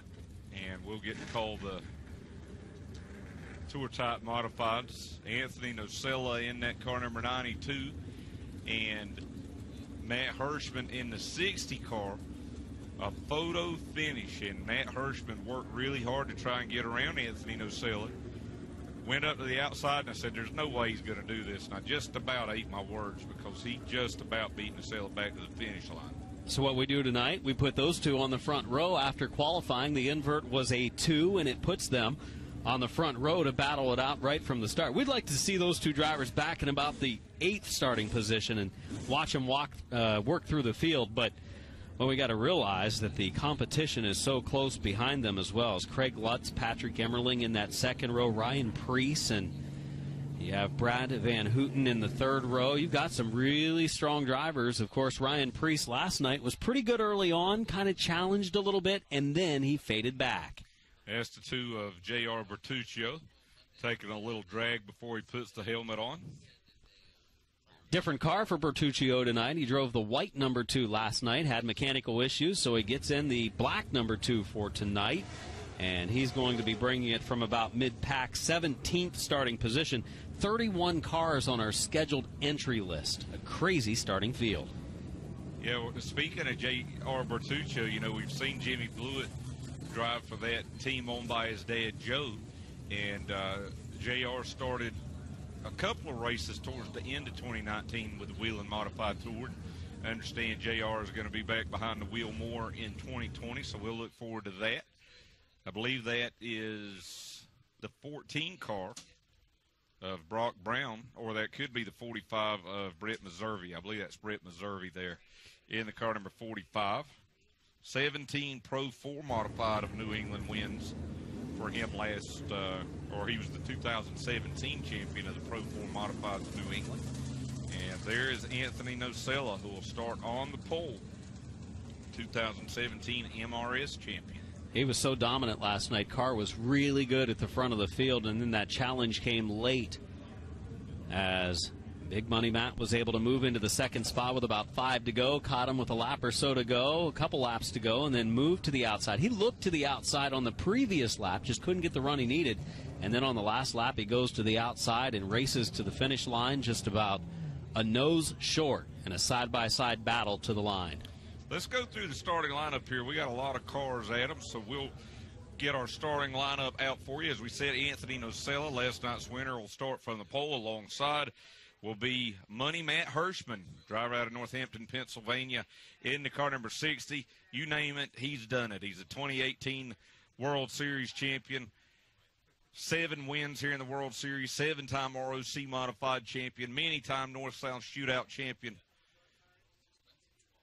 You name it, he's probably done it in the Modified. Starting in the third spot, the third fast qualifier, just missing the invert from Miller Place, New York. That's going to be the 46 of Craig Lutz. He was 4th in last year's Whelen Modified Tour, had picked up a win. Patrick Emmerling was among our top 3 or so last night, racing toward the top 5 throughout that race. Emmerling starts 4th tonight. Emmerling, a yearly competitor here at the World Series. Good to see him back in the 07. And don't forget, he had that big all-star win in the Whelen Modified Tour last year at New Hampshire. Starting back in 5th, that'll be the car number 6 of Ryan Preece. He'll be in the Daytona 500 on Sundays, the 3-time World Series champion, 2013 Whelen Modified Tour champion. And starting back in 6th, that'll be Brad Van Houten from Wading River, New York, in the 09. Mike Willis, good qualifying run for the 83 car. Will start that automobile on the inside of row number 4. Mike Willis, a 19 MRS champion. Yep, he was a champion last year at the MRS. David Sapienza of Riverhead, New York, in the 36 car, starting in the 8th position on the outside of row number 4. He was a top 10 in the Whelen Modified Tour in years 17 and 18, also a winner of the Turkey Derby. Take you on back into row number 5, Eddie McCarthy in the car number 22. He's a regular at Wall Stadium. And starting back in 10th from Howell, New Jersey, the car number 21 of Jimmy Blewett. 6 career Whelen Modified Tour wins. A 5-time World Series champion is Jimmy Blewett. Kyle Ebersol out of North Carolina, the number 5, starting on the inside of row number 6. Ebersol driving the 5 car, 29 years of age. Second on the Whelen Southern Modified Tour in 2013 with a few wins. And starting alongside Ebersol will be Eric Goodale out of Riverhead, New York. 58, always one to keep an eye on during the course of the races here at the World Series. Take you back to the 13th starting position from Owego, New York. Tyler Ripkema in the car number 32. He's been a former winner here at the World Series. And starting back in 14th in the car number 16 from Port Monmouth, New Jersey, 40 career Whelen Modified Tour starts for Anthony Sesley. Jeremy Gerstner, a Floridian, starting on the inside of row number 8 in the 17 car. And Tommy Catalano will come from New York to start the 54 car in the 16th position. J.R. Bertuccio from Center Reach, New York. He'll roll off 17th in the car number 2. Brett Meservey from Brewster, Massachusetts. He'll start 18th in the car number 45. Starting 19th from Ontario, New York will be the 56 of Amy Catalano. And starting 20th from Agawam, Massachusetts will be the 4 of Jeffrey Gallup. We move now to the 21st starting position, a driver from New Jersey in the 23 car. Joe DeGracia and Brock Brown out of Pennsylvania in car number 14. He'll start alongside in 22nd. Another Pennsylvania driver will start 23rd in the 21G from Everett, Pennsylvania. That's Jim Gavick. Starting 24th will be the 41 from Mystic, Connecticut of Kevin Shea. And from Ontario, New York in the car number 64, that'll be Tyler Catalano starting 25th. Paul Townsend out of Ontario, Canada, the 21T starts in the 26th position. Mike Bologna from New York starts the 2X in 27th. Ray Fataruso out of Howe, New Jersey starts the number 12 and 28th.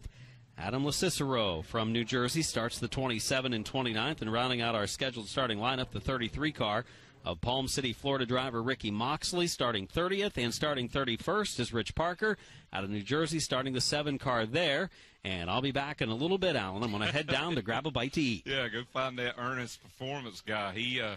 I'm not real sure what he's making there, but it looks like meat, bacon. So it's probably good. Yeah, bacon. Getting tomorrow's breakfast ready tonight. Oh yeah, it's going to be really crispy at this rate. That is looking good. Can almost smell it. It looks so good. See the crowd waiting in anticipation for tonight's event. And if there's any doubt about the resurgence in grassroots racing that we've seen here in the last couple of years, we talked about the big crowds here at New Smyrna, but all throughout the state of Florida, from Lucas Oil at East Bay, from Volusia County to Alltech Speedway, North Florida Speedway, Citrus County Speedway. They're having Legends Car Nationals over there, just racing all over the state of Florida. If you enjoy, short track racing, if you enjoy going to the beach, if you enjoy the big track stuff over at Daytona, if you enjoy going fishing, they call it the Sportsman's Paradise. I mean, there's just so much to do here in Florida. If you enjoy live PD, you can go to Tallahassee or what's the other one, Pasco County, and check that out. Try to get on the air. Well, I've been to some racetracks where there's some folks that could get on the air. Tour modified points after 1 of 5 nights for these drivers. Anthony Nocella, last night's feature winner, leading with 100 points. Matt Hirschman second, 2 points back. Patrick Emmerling third, 4 points back. Ryan Preece fourth, 6 points back. And Craig Lutz rounding out the top 5. He is 8 points back of the leader, Nocella. Last night's race went 50 laps and was a clean race that didn't see a lot of yellow flags and didn't tear up a lot of equipment, which was great news as we try to keep this big field of modifieds throughout the week. Tomorrow night's Blewett Memorial race, and then on Friday night, the Richie Evans race that goes 100 laps. And it'd be great to see a field of 30-plus in action for them. And if you're trying to keep score with how we tally the points here at the World Series, pretty simple. 50 points go to the winner, 48 go to second place, 46 go to third place. So basically, you go down in 2-point increments per position, and that's how we come up with the points that at the end of the week we'll crown World Series champions here. Cars getting ready to fire. The starting lineup being introduced to the fans in the stands during a brief little intermission. Give folks a chance to get something to eat as Ben Dodge tells the fans in the stands a little something about each of the drivers in tonight's starting field. No impersonations tonight? Maybe at the end of the week? Maybe later this week, yes. Because I've heard people impersonate me badly all week. So Don't do You that, think it's please. badly? I Does think that it's necessarily? I'll work on mine. terrible. No, please don't. You don't want me to do No. it?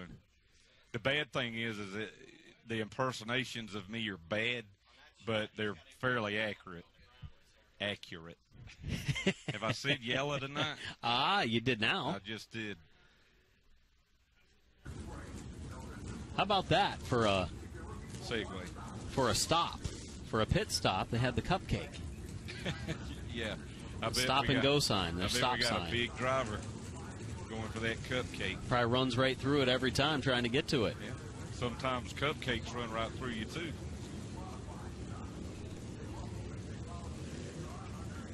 You What see a the shot. field of cars rolling off of pit road. The fans ready for this one. We're ready for this one. The second night for the Tour Type Modifieds. So we've introduced the starting lineup. Let's give a shout-out to some of the places that you and I started out at. You know, you and I are staying in the same condo, and we've talked about it. And I started out over at Florence Motor Speedway and Myrtle Beach Speedway down in South Carolina. Announced a lot of races at Hickory in North Carolina with the UARA and the Pass South Super Late models. Also Concord Speedway there at the quarter mile, Tri-County Motor Speedway. What about you, Adam? Grew up in the little town of Midvale, Ohio, 30 minutes south of the Football Hall of Fame in Canton, Ohio. And Midvale Speedway, 3/10 mile asphalt oval there. Went to the track starting as a youngster at about the age of 2 and never missed a week.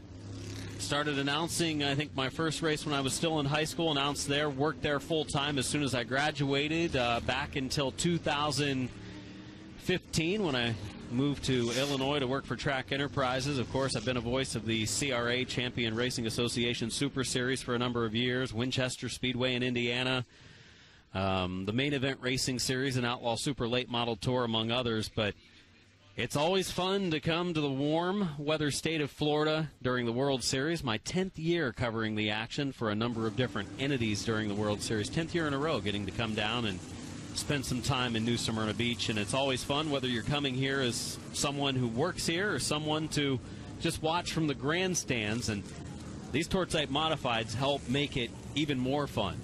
You and I have both got to announce some races for Speed 51, and I can't forget where I have announced the last couple of years, that actual racetrack that's the closest to where I grew up at, the dirt track, Lakeview Motor Speedway in Lakeview, South Carolina, about 10 minutes from the world-famous Nichols, South Carolina.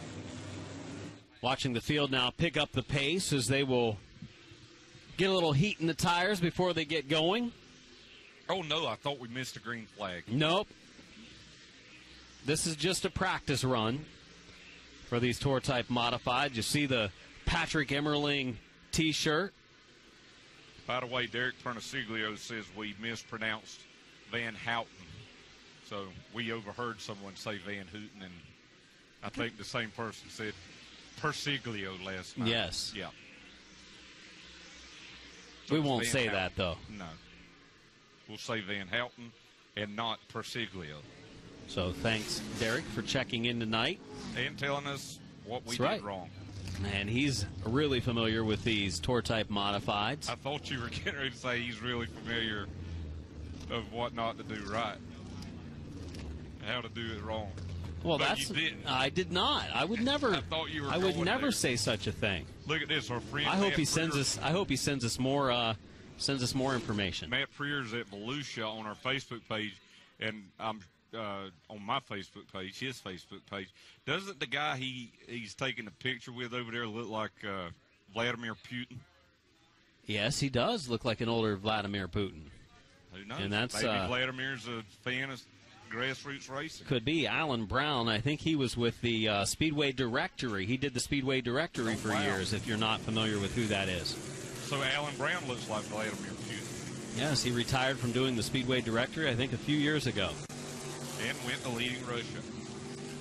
Different guy, just his doppelganger. It's at least 95 degrees in the tower tonight here at New Smyrna. But the folks over in the control, race control are comfortable, so They are. that's what's important. That's right. I could sweat off a few pounds after all of the great food we've eaten this week. Oh, yeah, we've eating a smorgasbord of Subway, Popeye's chicken. JB's Fish Camp. JB's Fish Camp. Mark didn't get to go that day. No, he refused to go, actually. He was there last year, though. As we get ready to go green, coming off of turn number 4, it's the 92 of Nocella and the 60 of Hirschman. Top 2 in qualifying. Tour-type modifieds, 35 laps, night 5 at New Smyrna Speedway for the World Series. Underway. Watch the start here, Matt Hirschman. He tried to pass Anthony Nocella last night on the outside. He makes some contact with Craig Lutz going down into turn number 1. Lutz, who came on really strong in 2019 in the Wheeling Modified Tour, looks down to the inside of Hirschman now as Nocella is going to lead lap number 1. Nocella led last night early on and was able to fend off the challenge from Hirschman. He wouldn't mind to see Hirschman get shuffled back a little bit to give him some breathing room early, with Lutz in the 2nd spot, Hirschman in 3rd, Emmerling in 4th, NASCAR driver Ryan Priest ducking to the inside for the 4th spot. Battle for the lead. Craig Lutz taking a look down on the inside. And, I think Matt Hirschman back in 3rd would tell you this type of race does not fit his driving style. The John Blewett the 3rd Memorial, the Richie Evans Memorial, longer races where he can save his equipment and charge at the end are his type of races. These sprint races, at least right now, are playing in the favor of the 92 of Anthony Nocella and the 46 of Craig Lutz. Nose to tail as they head into turn 3. Well, that 46 car of Craig Lutz, driver from New York, looks awful strong early on, but Nocella didn't make any major mistakes last night, never opened the door. And trying to do the same yet again tonight to start 2 for 2 at the World Series. And Lutz ran really strong in that 46 car last year on the big tracks of New England. Thompson, Stafford. Stafford's where he actually took his first career NASCAR Wheeling Modified Tour win. He looks high. He's going to try to diamond that corner and get a run. Tucked in the draft down the back straightaway, bump drafting into turn 3. You can see how that draft works. He gets up behind the 92, uses that opening in the air, and it makes his car go a little bit faster as the 92 in the front of the field. But once you pull out of line and look to the inside, a little tougher to get that run. As you look back in the lower right of the screen, Emmerling running in 4th, Ryan Priest running in 5th, side by side in 3 and 4. Priest gets a good run. He got down on the apron, though. Car broke loose. He has to get back in line. This racetrack in some ways, at least size-wise, is similar to Thompson Motorsports Park in Thompson, Connecticut. Thompson's 5/8 of a mile, banked similarly, though. But, all of these drivers, when you talk to them, say this track doesn't really race similar to Thompson. Jimmy Blewett up the track, makes some contact with the 83 of Mike Willis. It's for the 7th position. Blewett yesterday had an engine issue. They pulled the engine, changed to a backup, didn't qualify very well, started deeper in the pack, made some good moves through the field tonight trying to do the same. He's running in the 7th position.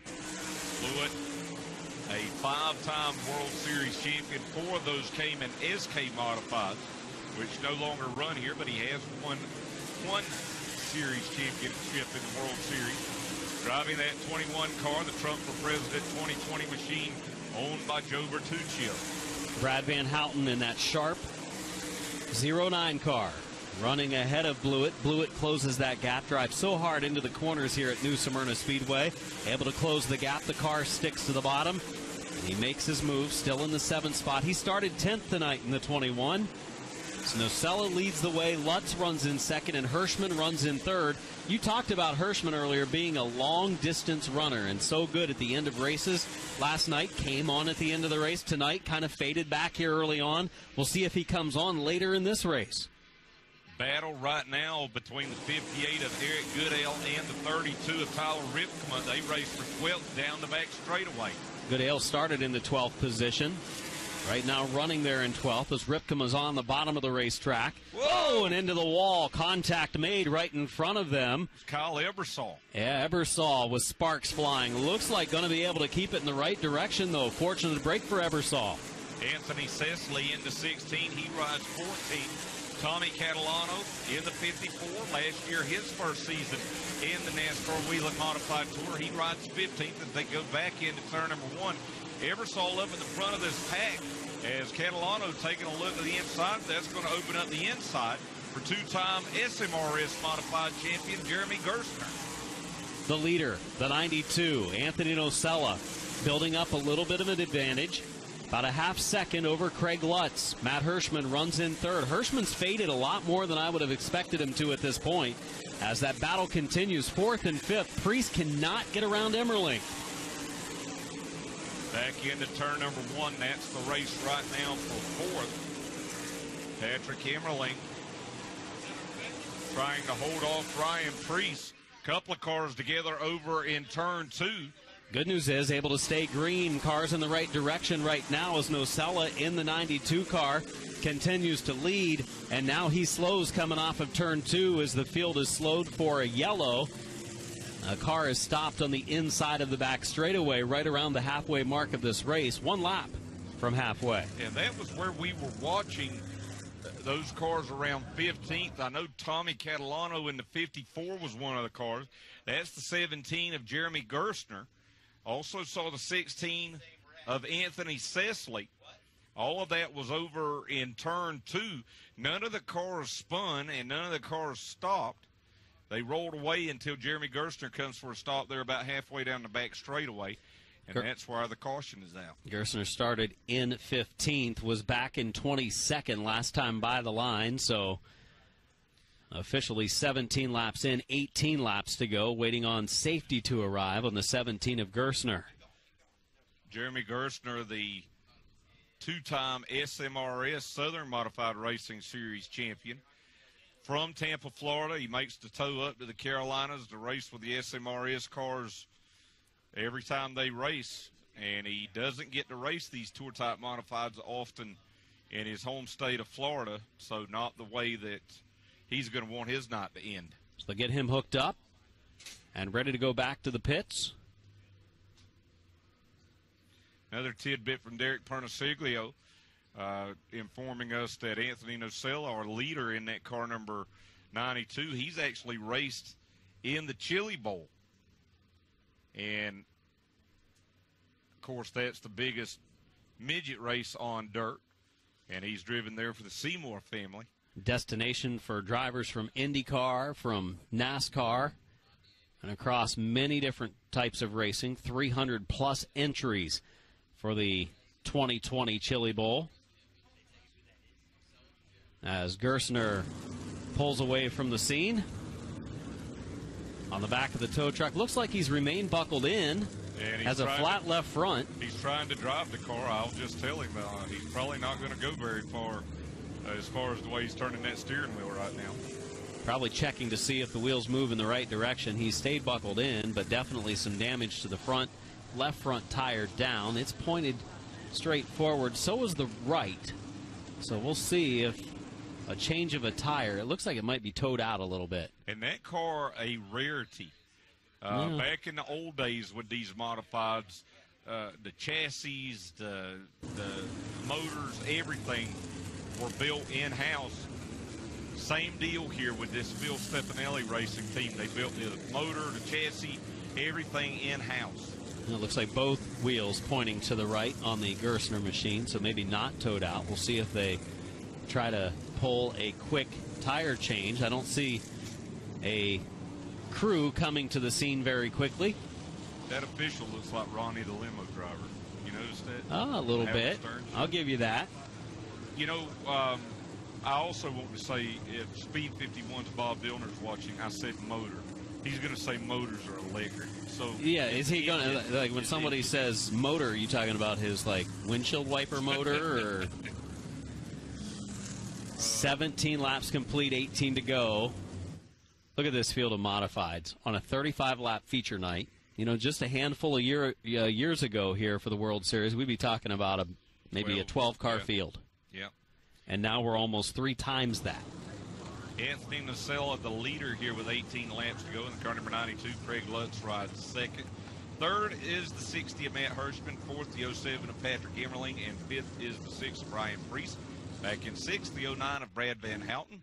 Back in seventh, the 21 of Jimmy Blewett. Eighth, the 83 of Mike Willis. Ninth, good run to the 22 of Eddie McCarthy. And 10th, the 7 of Dave Fabian.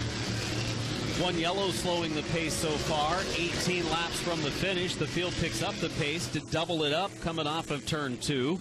The leader is Nocella, with Lutz officially in second. But his car was just as good as Nocella's there for a while before Nocella started to pull away after the car got some more heat in the tires. 18 to go, green back out.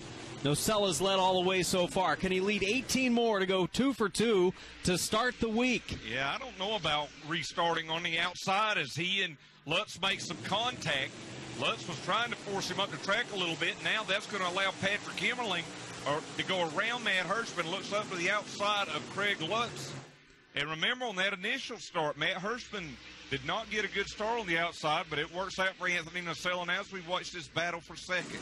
Side by side, and it was close racing for second and third. And as they race side by side, Nocella able to get a little bit of distance put between himself and the rest of the field. Right now, Hirschman boxed in, Priest boxed in, close racing, second, third on back. Oh, they're touching Nerf bars just a little bit there in turn one.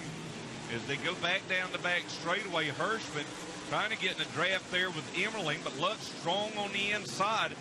Anthony Nocella loving this right now as he looks at this great race for second. Now in his rearview mirror, they make more contact into turn one. And that's going to help Lutz pull the position. Look at Hirschman. All of a sudden, this race going a little bit longer the distance. He's able to move up into the third spot. Car looks to be hooked up now. Is it go time for Big Money Matt? To the inside for the runner-up spot. See if Craig Lutz can distance himself from Matt Hirschman. He's not really getting off of the corners as well, though. He gets a good run down the straightaways, but looks like Hirschman from the center off, that's where he's able to make ground up in the 60 car. Hirschman kind of laid back a little bit early in the race, which doesn't surprise any of us. It's kind of his driving style as he peeks to the inside of Lutz for the number 2 spot.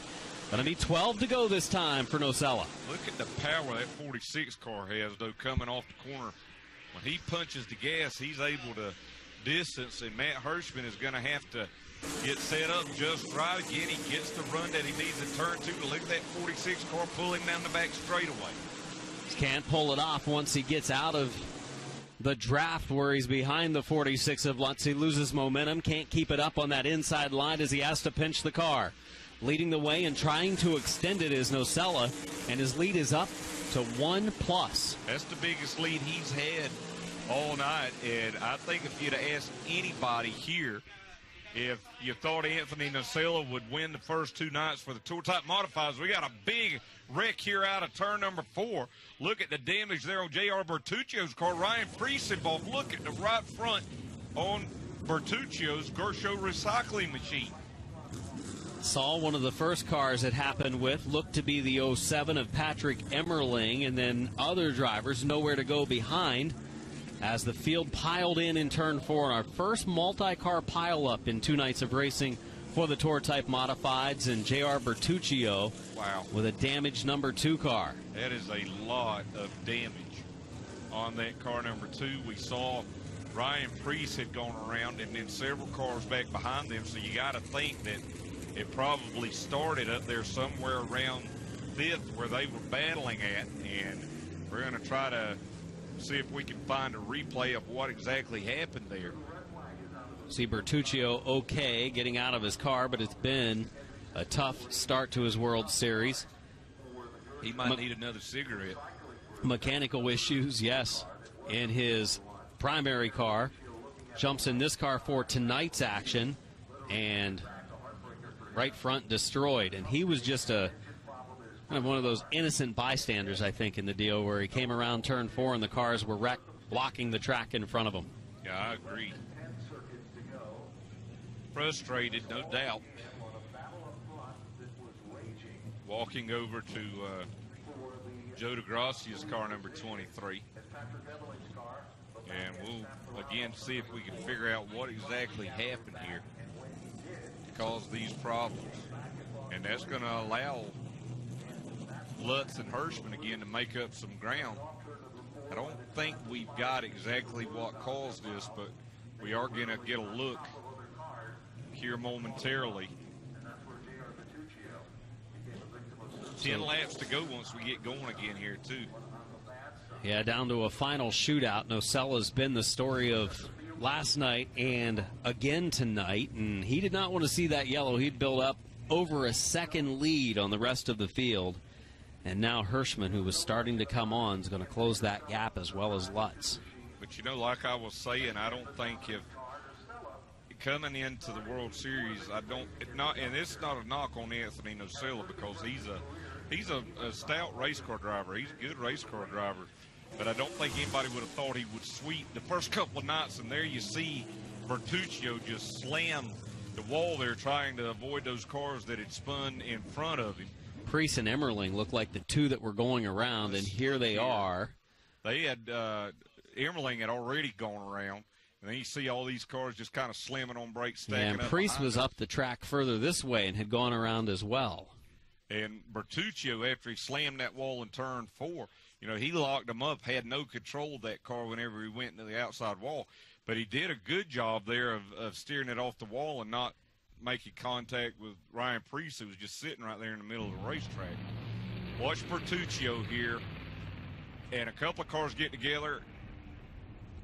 He got into the back of Dave Sapienza and that's what sent him hard into the outside retaining wall. Didn't look to be much damage on the left front, but it, I think, caused him to jump to the right and slamming that wall. And you can see some pretty good damage on the left rear of the race car, which he clipped. So Tommy Catalano, Dave Sapienza, they were back there as they had spun, and then Bertuccio got into him. There you see Emmerling's car in the pits. I think tomorrow night we're going to see a much different race here. 76 laps in the John Blewett III Memorial. Now, here's Sapienza's car, and this is exactly what we were talking about. Tommy Catalano got into the left rear of this 36 car, and then Bertuccio here I think he got into the right rear of Catalano's car, which set him up into the turn 4 wall. Damage on the right front of the car. Hopefully we'll see him back in action for the remaining 3 nights for the Tour Mods. Of course, this night, number 5, 4 nights left after tonight, but the Tour Type Modifieds run through Friday night, and then Saturday they're done. We're all done after Saturday. Well, the Tour Type Modifieds don't run on Saturday. Probably need to take a look at that schedule, shouldn't I? Well, I'm helping you out, so you know that now. You don't have to look at it. Well, that's why I didn't look at it. You know, as I said, those races are going to be quite a bit different with the longer distances, and that's what these modifieds are more accustomed to running to, at least in the tours. You know, when you see a weekly show at Stafford or Waterford or, you know, Riverhead, wherever it may be, they're shorter. This racetrack, though, man, we have seen some hard hits, and I don't think you ever come down here for the World Series and don't expect to see that. Yeah, it's this fast of a track, half-mile, high-banked asphalt track with competition going 9 nights in a row. Bound to see some mishaps here and there that tear up some race cars. Emmerling and the crew working on that 07, trying to get it back together, and they're going to change A-frame on the left front. So Ryan Preece bringing the 6 car down into the pits here. And if you look there at that right front, that might tell us what happened. You can tell that it looks like there's been some tire-to-tire contact there. And again, not completely knowing, but he was back there racing hard with Patrick Emmerling. Where Preece ended up spinning was further down the front straightaway toward the finish line than where Emmerling spun. But again, 2 cars spinning on the front stretch makes it tough for those coming off of turn 4 to avoid, especially the big pack of cars we had right about those positions. So they're going to change the left rear tire here on the Preece car number 6. You know, a couple of nights ago, we talked about Ryan Preece and him taking a gamble a few years ago to literally pay for a ride in a Joe Gibbs racing car. And he goes out there and wins at Iowa, and that puts him on the map. But for grassroots racers, you know, Ryan Preece, he's been on the map for at least 10 years now. Number of those dominant years here at the World Series. Had some bad luck last year and obviously bad luck to start this year here at the World Series, but the 6 fast, just not as fast as that guy right there. That 92 car of Nocella has brought a good piece in 2020. And I wonder if Nocella is going to start on the outside again here, because even though he may think he gets a little better run up on that outside, you notice going into turn number 1, he and Lutz made a little bit of contact. Lutz used him up a little bit, took him up to banking, and we've seen that in a number of divisions, especially the pro late models this week, where you got that guy on the outside lane, you lean on him a little bit, you put him up into the third groove, and then off you go with the better lane coming off of 2. That's your only chance. Now, if Lutz pins his car down on the bottom, then it's probably easy for Nocella to exit turn 2 with all that momentum and the higher speed, able to get on the gas sooner than Lutz off of turn 2. It worked for him last time, but it's taking a chance. It's a gamble, and I think that Anthony Nocella, as good as that 92 car is, you're almost better starting off on the inside, and then even if Craig Lutz gets a little better start than you, then you can crowd him a little bit, you know, and as good as that 92 car's been getting off the corners, you know, you would think you could pull him out of turn number 2. What do we know, though? I mean, we're just sitting here watching. Taking guesses. We're taking a lot of guesses. Patrick Emmerling finishing 3rd last night. That crew's still working on the 07 car. Yeah, he's going to take a hit in the World Series standings, that's for sure. Just 10 laps to go. Nocella winning last night, leading the points coming into night 2. And looked to be on his way without that yellow flag to be able to win tonight as well, because he was starting to build up a nice advantage over a second. 1.148 the last time they had passed the line. 1.146 was the lead that he had built up, and that was growing. More from our NBC Sports reporter, Derek Fernasiglio, and he's got a good point here. Raceworks Chassis, LFR, and Troyer, 1, 2, 3.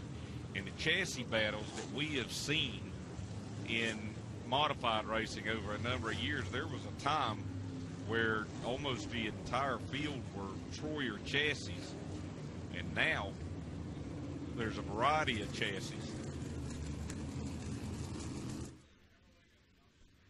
Kyle Souza passing us along some notes. He's very familiar with Nocella and watching him race a modified, you know, the 2017, as we've talked about, MRS champion, but also races part-time with the NASCAR Wheel and Modified Tour and the Tri-Track Modifieds.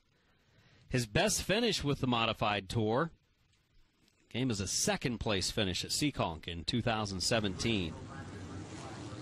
And he's led all but one of the laps so far this week. Wow. He's come a long way. I remember a few years ago he was racing for a different team at New Hampshire and took a spill over on the back straightaway there, as Ty Majeski about ready to make his first start of 2020 here at the World Series. And you're going to get to see nearly 30 super late models go for 35 laps in the nightcapper here tonight. Yellow lights have now remained on, as we were going to go green this next time around, as the field has gone double wide, but we had one stop down in turn number 4. We'll get moving again. Fury chassis out there too. 21 of Paul Townsend heading down pit road. You know, one thing I see these it's actually, is that Jim? That's the Jim Gavick machine. Yes. Sorry. Yep, that's correct. And one thing I've seen these modified drivers do for years, and I don't know that I've ever got a real straight answer about what they're doing, but look at what Matt Hirschman does with this 6 car. He's going to drag the left front tire. First off, I don't know how he's able to drag the left front while the right front still is turning. But he's just touching the left side of the brake pedal. Yeah. Oh, it's on the left side, right? Yeah, yeah. He's not touching the right brake. Yeah, there you go. Coming to green, we're going to do it this time. 10 laps remaining, make it 11. 24 officially completed. 11 to go. Nocella does not get a good restart. Lutz slightly ahead as they enter turn 1. Up the track into the fourth lane, and that's why you didn't want it, you wouldn't have taken the outside lane. That's exactly why I didn't think Anthony Nocella should restart on the outside. Now, Matt Hirschman going to take a peek to the inside of Lutz. We saw that several times during the last green flag run, but Lutz just has a lot of horsepower underneath the hood of that 46 car. And you can imagine Nocella is not happy right now. Looked to be on his way to victory, and now he's starting to rally. He's in third. He's angry, and he's coming to the front, trying to battle with the top two. Leading the way is Lutz. Hirschman runs in second. Hirschman for the lead off of turn 2. Opens the outside lane. Yeah, watch Nocella there. And you know what? He should be mad, but I'll promise you one thing. He learned a lesson there for the rest of the week as he gets a good run underneath Hirschman going back into turn 1. Now, can he pull it off on the bottom? He goes up the banking a little bit, loses a little bit of momentum. Pretty good run he had at them. Going to be 7 laps to go this time with 28 complete. Top 2 running nose to tail. That 46 car is really strong on the straightaways, but I'd say as far as, and there's a little bit of contact. As far as average speed goes, he's probably the slowest of these 3 cars. Lutz, Hirschman, Nocella, first, second, and third. Lutz trying to hang on for the victory. You want to know who the fastest of those 3 cars is?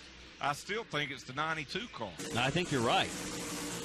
Hirschman, the longer the race goes, usually the better he gets, and his move comes usually at a great time. Last night, it was about a half lap too late, and he came up just short at the finish line. These guys are going to have to not be so polite. It's the only way that they're going to be able to make a move around the driver in front of them. Craig Lutz had to do that to Anthony Nocella. He didn't go over the line. He did what he had to do to get leading, and I think that's what Hirschman and Nocella are going to have to do. And again, Nocella took a peek up to the outside of Matt Hirschman. Might have gotten to the back of him a little bit there. I think he did, and then it caused the 92 car of Nocella to get loose. It actually backed the 60 car of Hirschman up, and he's going to set up another run at Lutz. 3 laps to go. Lutz trying to pick up the World Series win. It may actually work out for Hirschman in a weird way because he's got that gap. He's going to get the run, and if he can time the run right, he may be able to get enough underneath Lutz coming off the corner. And Hirschman's car is so good in the middle of the corners right now. He closed that gap up mightily in the middle of 3 and 4. He's going to have to pop him or try to do a slide job here in one of these corners. Just loses that momentum. He locks up the left front a little bit going into 3. He's better coming off of 4, goes to the bottom, the work around traffic that gets out of the way. Final lap for Craig Lutz. These guys are taking advantage of Matt Hirschman's, clean running here.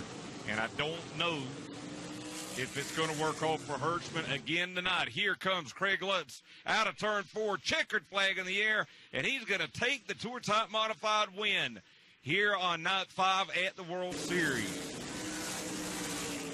Craig Lutz took a gamble and made the most of it. He took his shot whenever he had to on Anthony Nocella, and it worked out, as he'll take his first World Series win of 2020. For the second night in a row, Matt Hirschman will take the win or finish in second, and Anthony Nocella is going to finish third. So unofficially, the Tour Type Modified points should be tied with Hirschman and Nocella. Good run for Mike Willis in the car number 83. He'll finish 4th, and Brad Van Houten will come home in 5th. Great run for the Miller Place New York driver Craig Lutz as he prepares to climb out in victory lane, and we turn it down trackside now to Adam Mackey.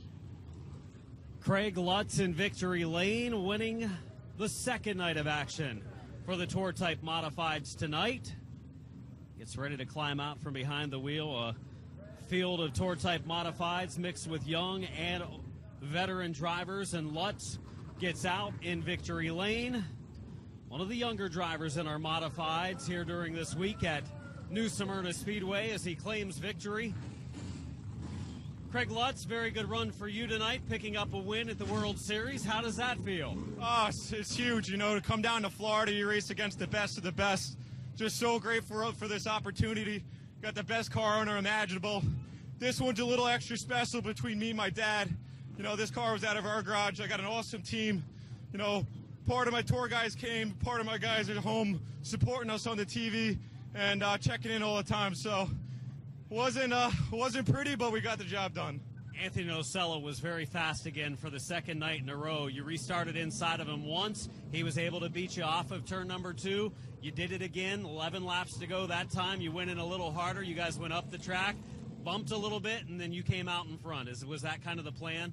No, I mean, you're stuck on the bottom. You don't have much you could do except try to beat the guy into turn 1. So, you know, short track racing, you know, we got Nerf bars we rub, and we both ended up, you know, down here on the podium, and it's an awesome day. Craig Lutz, awesome day, awesome night. Wins on the second night for the Tour-type Modifieds. As we work back to our second-place competitor, Big Money Matt Hirschman, second-place run for a second night in a row, gets a high five from the youngster here. And Matt, you don't want to be known as Mr. Second Place tonight, but these two races, so close. Yep, we're right there. Like you said, I like wins, but we'll just take a second. We're in one piece. Some guys behind us aren't, you know, had trouble, so we'll move on to tomorrow night. The car was really good middle of the turn. You just couldn't quite keep the momentum up when you turned to the bottom. Well, yeah, part of that is the different rules packages here. In a straight line, some of these cars are more like drag cars than stock cars, but they're just, you know, they try and balance things out, and certain packages have good points and bad points, and they're definitely strong. You know, the opening restart, the 46 was able to shove the 92 all the way down the straightaway. I'm wide open the whole time, and that's more than a car length's advantage. So it's quite a bit under the hood, but you know, like you said, we're not. I'm fine. We're in a good position. You like long distance races? You got a couple coming up. Yep, we're good. I'm happy. Matt Hirschman, the 60 car, he's got a second place finish tonight. Third place finisher, Anthony Nocella, talking to some other media right now. Nocella, getting a couple of words in here. So close tonight. Anthony, you wanted to go 2 for 2. Really looked like you were going to. With 11 laps to go, you had over a second lead. And to your disbenefit, a yellow comes out, not what you wanted there, and then you had to restart again. You chose the outside lane. Do you wish you would have chosen the inside? Yeah, you know, I still think the outside's the preferred groove, and, you know, the place to fire off here, you know, if you didn't get put way up in the marbles. But, you know, that's racing. We were a little free off on the bottom, so, you know, I knew my best shot was really to get it in deep and get around him on the outside like we did the time before. And, you know, he did what he had to do to win, and, you know, I would have ran him a little cleaner than that, you know, maybe run him up, but not in the fourth groove. But, you know, he did to do what he had to do to win, and, you know, we'll go from there. Anthony Nocella, a first and a third this week so far. The big races coming up. Thanks, Adam. Super late models coming up next for 50 laps tonight. Tomorrow night, be sure to join us again here on Track Pass on NBC Sports Gold. Our coverage will start at 7:25 Eastern, and then we'll start racing at 7:30. Pro late models will roll off first for 35 laps. Florida Mods 35, Super Lates 35, and these tour-type modifieds will be back for their first big race of the week. The John Blewett III Memorial 76 lapper. Again, that'll be here on Track Pass on NBC Sports Gold starting at 7:30 Eastern tomorrow night. I'm Alan Dietz. Adam Mackey coming back up after the on-track interviews as we'll take a look at our highlights here from the tour-type modifieds. Nocella taking the lead at the start. The 07 of Patrick Emmerling and the 6 of Ryan Priest battling hard. Here Kyle Eversole in the 5 car. He was up in the mix. He got up in the outside wall. Then the big one collected Ryan Priest, Patrick Emmerling, and a lot of damage on the car number 2 of Bertuccio. As you see, the track just pretty much blocked there out of turn number 4. Turning point of the race. Restart. Nocella chooses the outside. Craig Lutz runs him up the racetrack a bit. Said that's what he had to do. That allowed he and Matt Hirschman to get by. Hirschman had a run at him here, but the horsepower with Craig Lutz just too much. And that was the shot Matt Hirschman had. Coming to the checkered flag, Lutz takes his first win of the 2020 World Series over Matt Hirschman and Anthony Nocella.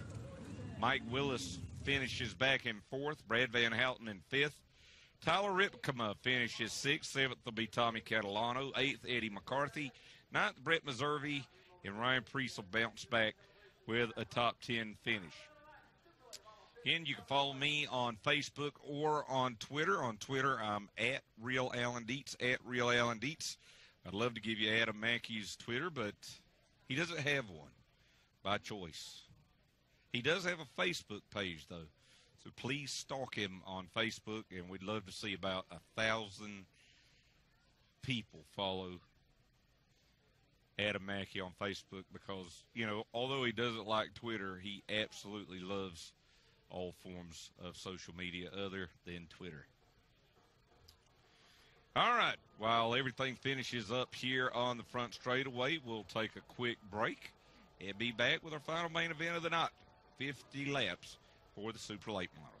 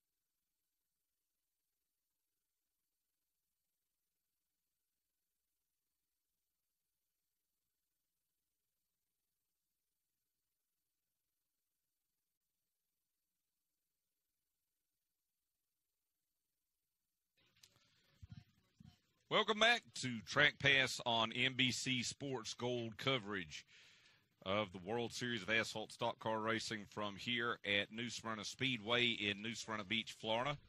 I'm Alan Dietz, Twitterless, but Facebook free. Yeah, all of a sudden I'm getting friend requests coming in, buzzing my phone. I'm not sure how that happened. I couldn't hear anything that was going on while I was out of the booth. So you just got a lot of fans.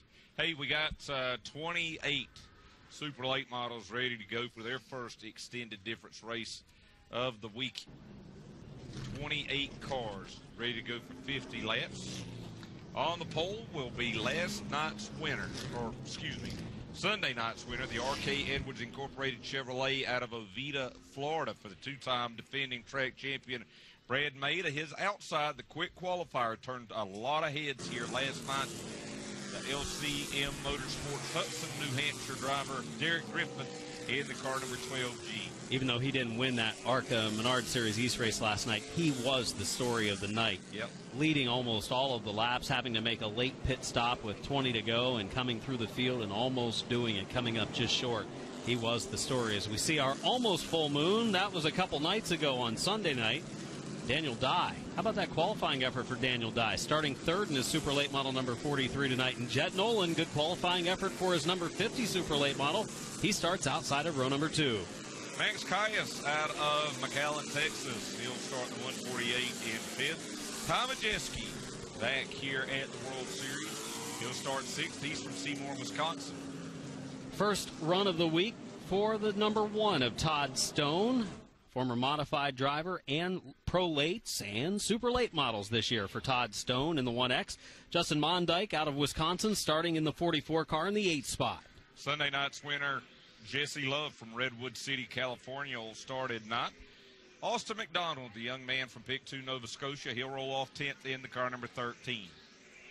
Trey Bain out of Knoxville, Tennessee in the 9B starts in 11th. Stephen Nassy coming from about mid-pack. 12th starting position for the Pinellas Park, Florida driver. Ryan Moore out of Scarborough, Maine. He'll start 13th in the car number 74. Former World Series champion. Sammy Smith, he's been a winner here during the World Series. He's from Des Moines, Iowa in the Kyle Busch Motorsports 51. And Jake Garcia, he'll start 15th. He's from Monroe, Georgia in the car number 35. Sault Ste. Marie, Ontario, Canada driver Jerry Artuso, first night back since punting a water barrel into the side of a truck on the backstretch in his pro late. Now Artuso in a super late tonight, so he can go even faster and punt that barrel even further. But let's hope not go over the truck. Yeah, let's hope not for Artuso, because tore up that pro late model pretty badly. He starts 16th. Anthony Sergi starting 17th, and Augie Grill starting in the 18th position. Bluffton, South Carolina's Gus Dean. He made a ARCA Menard Series start at Daytona on Saturday. He'll start 19th in his first World Series start of 2020 in the car number 56. South Boston, Virginia's Colin Garrett rolls off 20th in the car number 24. David Rogers, the veteran, in car number 11 starts 21st. Kevin Ingram, first start of the week for the Auburndale, Florida driver in the 4, starts 22nd. Joe Valento, Kyle Siegs, and Vincent Staggs rounding out the top 25. Starting 26th out of Claremont, Florida, the 101 of Michael Staggs. 27th, Oviedo, Florida's Patrick Thomas in the 9T. Rounding out the 28-car starting field from Plantation, Florida, the 112 of Steve Weaver. Field of super late models getting ready to go. In upwards of 30 on track for a 50-lap feature tonight. Coming up this Saturday night, 100 laps will be the distance. New Smyrna Speedway pace car pulling away as we get ready for Green. You know, Adam, I said Sunday night that this was the night for Brad May. He was starting on the front row. This could be Derek Griffith's night, but Brad May, I want to say he got a little bit of it. Whoa, early start there as Todd Stone goes around on the front straightaway. And I would say we'll get a complete restart, and I would think that Derek Griffith is probably going to be pretty happy about that. Crazy that it looks like no damage sustained by anyone on the start. Something happens like that. It's crazy to see that no one has gotten tore up. And that's the 1X of Stone. This car was here a couple days ago during practice for super late models, and the veteran champion Mike Fritz was actually fine-tuning this car, as Stone couldn't be here till today. A great-looking race car, as Adam said earlier. He won a Florida Modified Championship back here in 2014, finished second pro late model points last year, and he now races super pro late models throughout New England. As they came out of turn 4, and it looked like maybe he just missed a gear. Didn't get up to speed, and he got some contact from behind. I think Jesse Love is the car that started behind him, and it was Jesse Love. Watch here out of turn 4. Yeah, just nowhere to go. He tried to turn left to get around him, but it was too late. And the car looks like it held up pretty good on the nose of Love. The only thing you worry about is if maybe it sealed the nose piece together a little bit, maybe messes up the cooling of that car later in the event. I think for Love, there would probably be more concern than Stone, just because, as Adam said, of that nose. Here they come. Better restart this time, but still Brad May's going to get the advantage as the field goes back to turn 1 on lap 1. Saw some drivers about the 8th spot on back get sideways. A big mover already. Ty Majeski was probably one of the odds-on favorites for this race. Starting in 6th, he's already up to 4th. Absolutely horrendous start for Daniel Dye. He started in 3rd. He has fallen all the way back outside the top 5.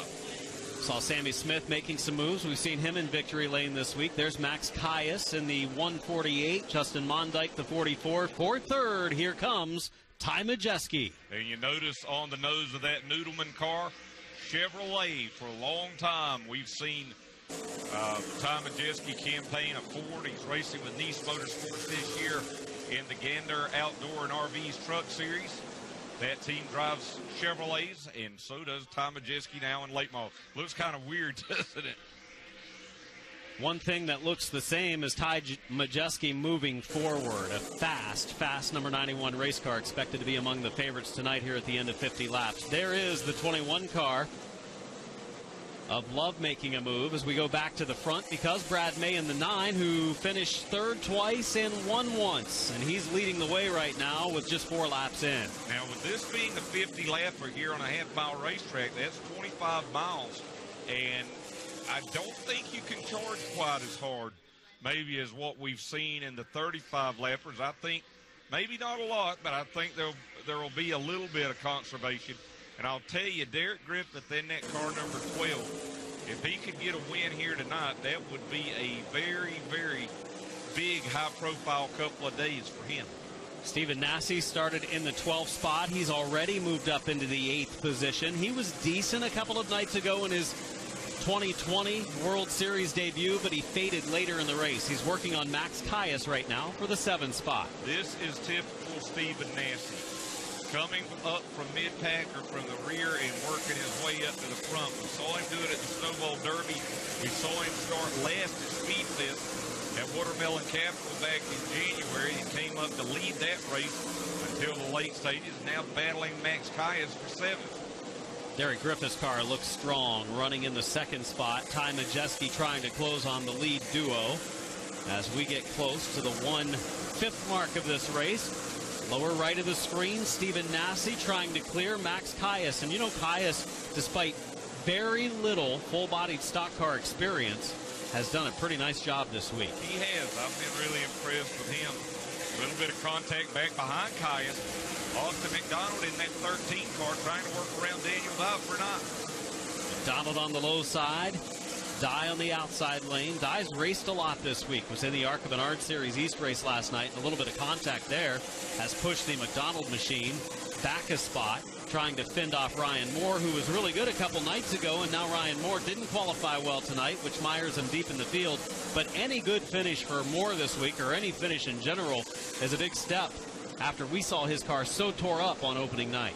Austin McDonald again, lower right of your screen. As we also watch the battle for the lead now, trying to overtake this 51 of Sammy Smith. Smith was able to get around him when he had that bobble racing with Daniel Dye. And Sammy Smith, I don't know, how would you grade him right now? You know, he won on opening night, but I don't know if that car's been as strong as we thought it was going to be as we watch the battle just in front of them. Now Daniel Dye to the inside of Caius. It was strong on opening night, and he looked really good that night. The difference is the week goes on, more competitive race cars get here. Guys like Stephen Nasse, guys like Ty Majeski, Drivers like Derek Griffith and the 9 of Brad May, they fine-tune their machines, and all of a sudden, those veteran drivers start to rise to the top a little bit. And that's the case right now with some strong super late model contenders up front.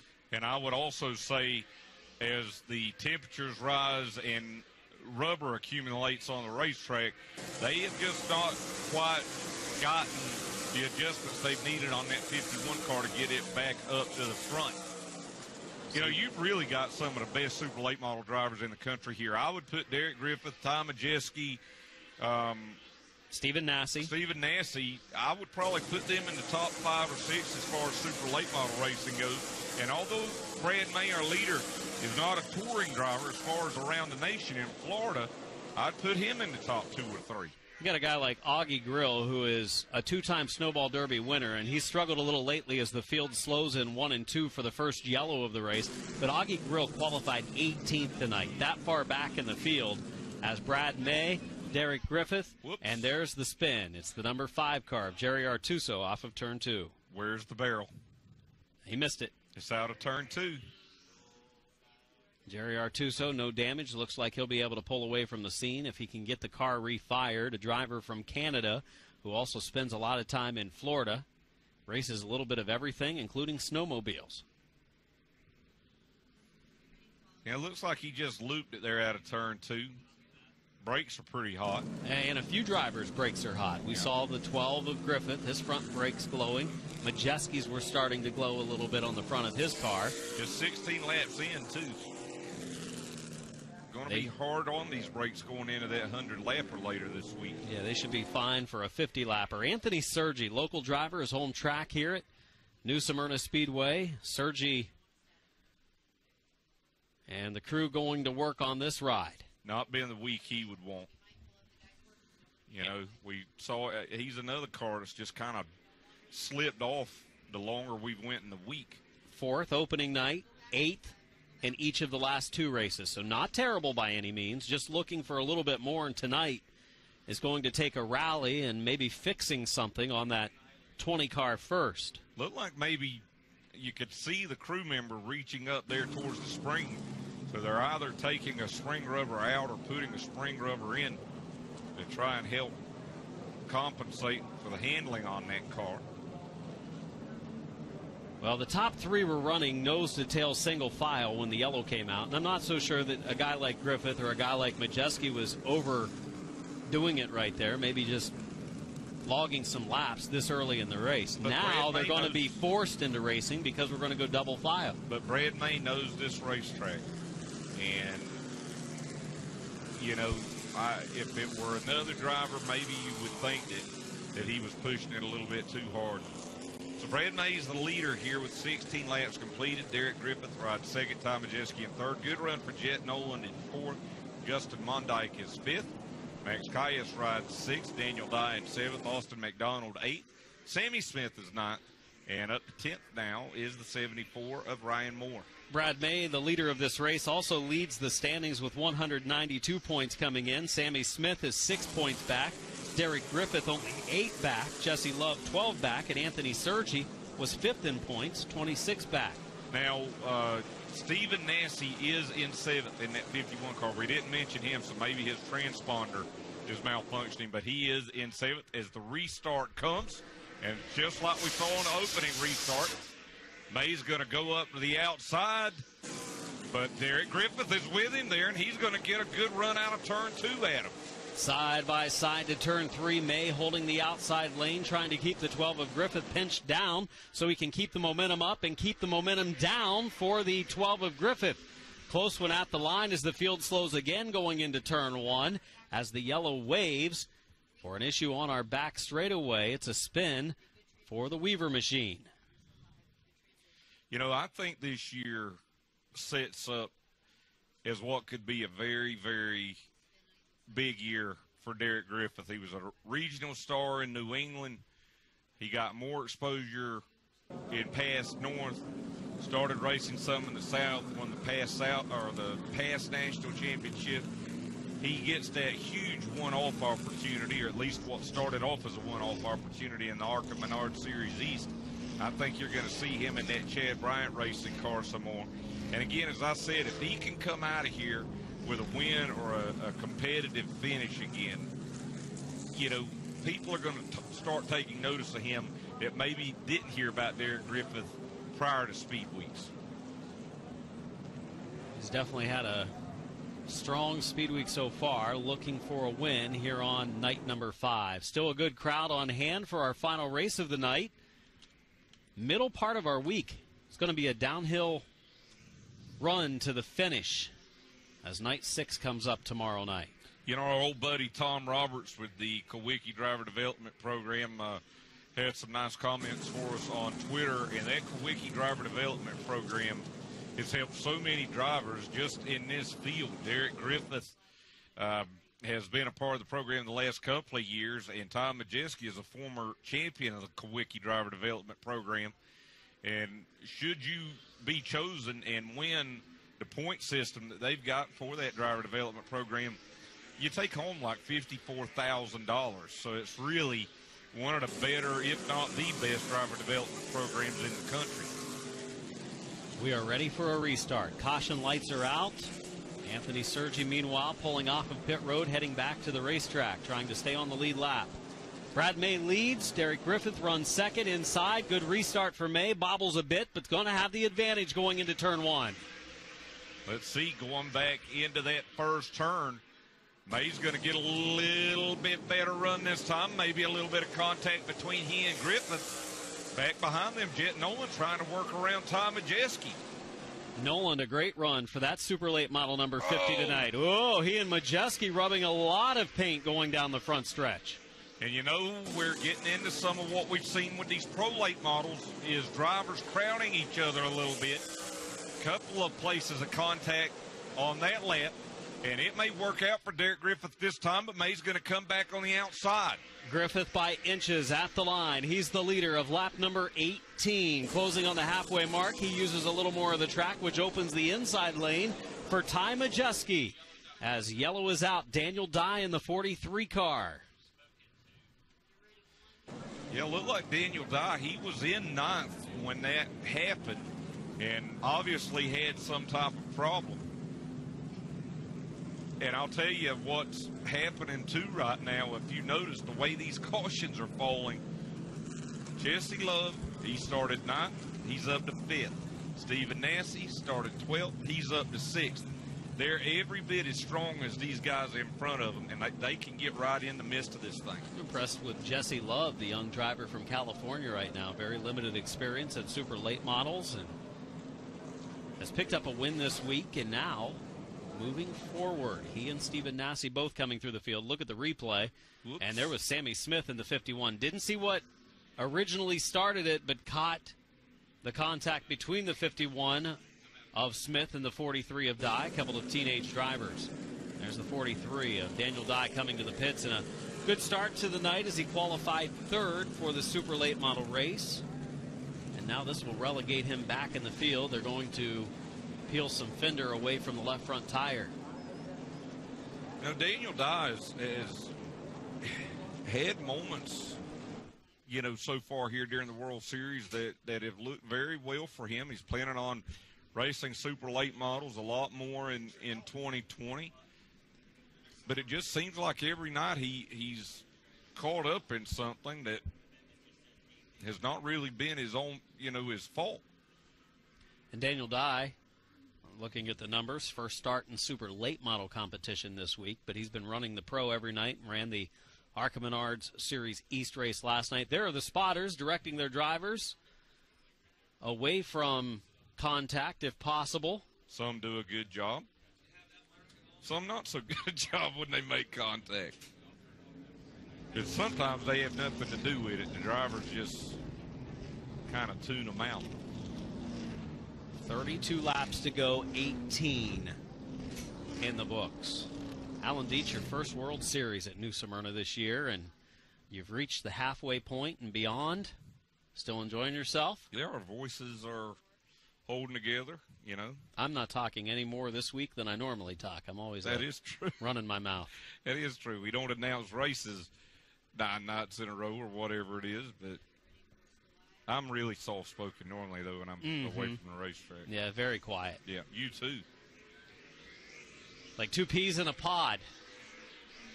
32 laps to go in this super late model race. I like this. You got Nancy up there now. You got Jesse Love up there. I think Jet Nolan's doing a great job right now in that car number 50. He does not have a ton of super late model experience, but doing good. 18 laps completed of the 50, and the green is back out. Griffith, who was the leader, gets a good restart. May on the inside. We'll see if he goes up the track. Yeah. He does, much like Griffith did on the last one. This time, though, Griffith's still able to come out of turn 2 with the advantage. It works for the gander. It works for the goose, right? And this might work out for Ty Majeski as he looks to the inside. Battle for the second spot.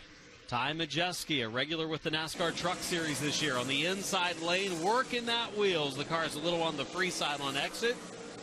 Tries to get a run for the second spot as Brad May runs the outside lane. You know, this racetrack does not have progressive banking. I think it's banked around 23 degrees or so, but it races like a racetrack with progressive banking where that guy on the outside can get a good run and hold the driver on the inside off. Second and third on the screen. Meanwhile, Derek Griffith trying to pull away with a very strong number 12 race car after setting fast time earlier. Running fourth is Nolan. Fifth is Stephen Nasse, so he's moved from 12th to 5th in the first 20 laps of the race. And he's not done either. He's closed in on his teammate, Jet Nolan. And they're going to battle here in just a minute for third. Here comes Majeski back down on the inside of Sunday night's winner, Brad May. But May again able to hold him off up on that outside. May, the points leader. Great week so far. Emotional interview after winning on Sunday night. Tears flowing. You could hear the voice shudder as he was excited to win a super late model race as a part of the World Series and talked about how much his team meant to him and the opportunity that he's been given to drive these race cars. We've seen him in limited late model competition years ago, picking up wins and championships as Stephen Nasse has taken the fourth spot away from Jet Nolan. I think this is about to get fun because, you know, we talked about it. Although he got disqualified in the Snowball Derby, he started at the rear for what some would say was a minor infraction in the Derby, but albeit he got disqualified after starting in the rear, and he did the same at Watermelon Capital Speedway. Didn't have to start back as far, but, you know, this is nothing new for him. He's in fourth, and Majeski is having all kinds of trouble trying to work around Brad May here. He's faster, but he needs a little more forward bite to make that run coming off of the corner. Here he gets a little bit. Yeah. He pulls up to the door. Best run so far for Majeski at May, but May might be able to hold him off. Yeah, May's really good up on the outside and really gets through turns 1 and 2 well. Nose to tail turn 4. Majeski to set up another run. Meanwhile, we've seen Derek Griffith able to work it out to over a second advantage on second and third. There's a run off of turn 2, and Ty Majeski's going to pull it off. That time, great run for Majeski.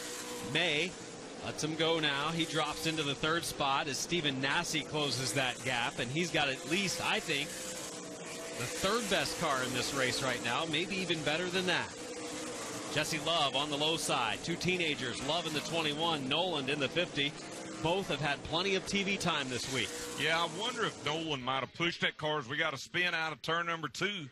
The veteran from Orlando, David Rogers. Rogers was running in 14th. He had picked up 7 spots, started back in 21st. And now the TM Ranch number 11 spins. Backup car this week after crashing badly on opening night. The back of the car crunched up on the front stretch of an opening race start. And rear clip needed, so they went to the car that they run at Five Flags Speedway and just trying to get this car better and better each night. It looked like he was on his way to a better finish as he was moving up, but now a spin will relegate him to the tail. Two-time World Series champion, many-time New Smyrna Speedway track champion, broke the record for most starts in a Snowball Derby last year. Had a tie with Red Farmer prior to last year's race. And he battled cancer last year, beat it, doing well now. Bubba Pollard actually drove for that team last year and won the World Series title, as it looks like Todd Stone back in the pits. He was running 17th, and the crew going underneath the rear of that race car as he'll pull off. Somebody needs to tell that guy not to sit on pit road. It's dangerous when a car comes in. No chairs down there. You just sit on pit road. Sit on pit road. 22 laps to go. We've made our way past the halfway mark in the race. Derek Griffith, the leader. Ty Majeski now the leader. That should be fun here on this restart.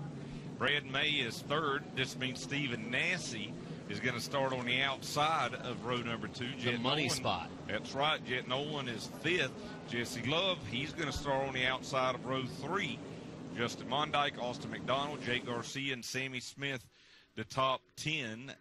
And I don't know about you, but I'm pretty excited about this restart. I think it's going to be a good one. I'm excited for the next 22 laps of this super late model 50-lap feature tonight. Ralph Miller giving the one-to-go signal. Fans about to see a show between some good super late model racers at the front of that pack. Those first 2 rows with a number of wins and championships. The 12 of Griffith, the leader. Ty Majeski officially second. Brad May in the 9. Stephen Nassy in the 51. 28 complete, 22 to go. The restart's a good one. Sideways is Griffith. They're going to be wheel to wheel heading to turn 1. Griffith goes way up the racetrack. I think he thought that Majeski might crowd him a little bit, and he's going to pay for it now. He didn't get the run out of turn 2 that he needed.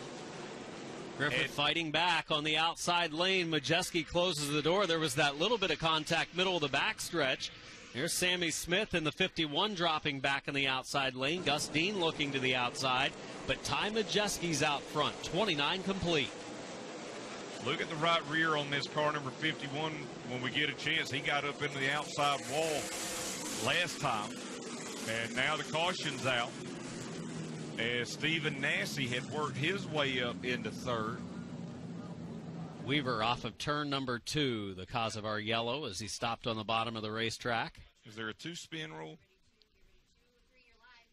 Not so sure. 21 laps to go. Hey, that's our old buddy Will, I think, with Speed 51. Who let him get up on top of their trailer? I think he's standing on the wall over there. It did look like he's standing on the racetrack. That could be an optical illusion. Hey, you know what? We got to see the rocket take off Saturday night. And speaking of Will, I know some people like my stories. Will was like, where is it headed? And, you know, speaking of optical illusions, the full moon was up. And I said, can't you see it's going to outer space? It's pointed right to the moon. He believed it.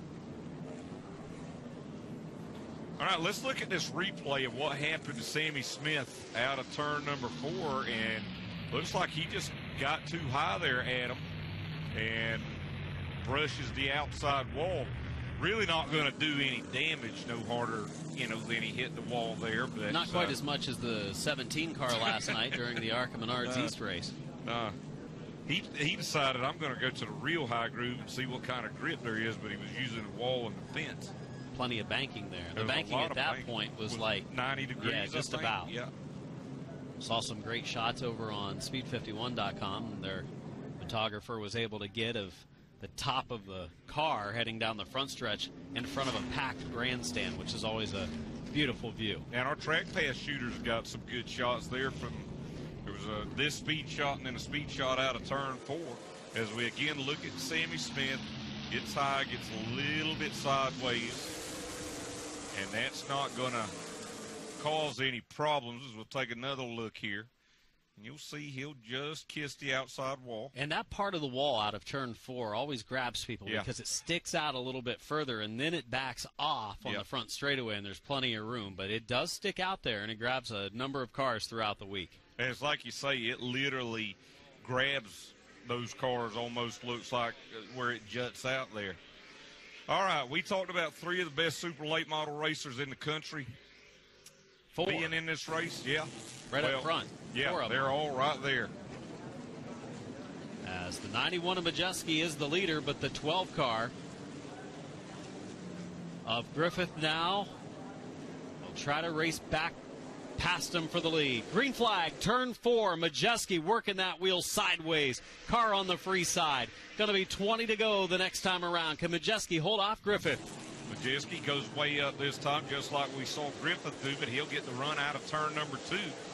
Griffith going to throw it back down the inside, though. He gets a good run down the bottom of turns 3 and 4.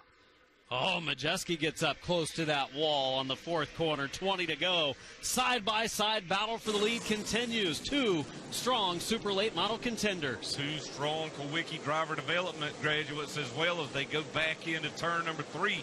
On this end of the racetrack, I think Griffith is just a little bit better, but this time Majeski gets a little better run than he did last time.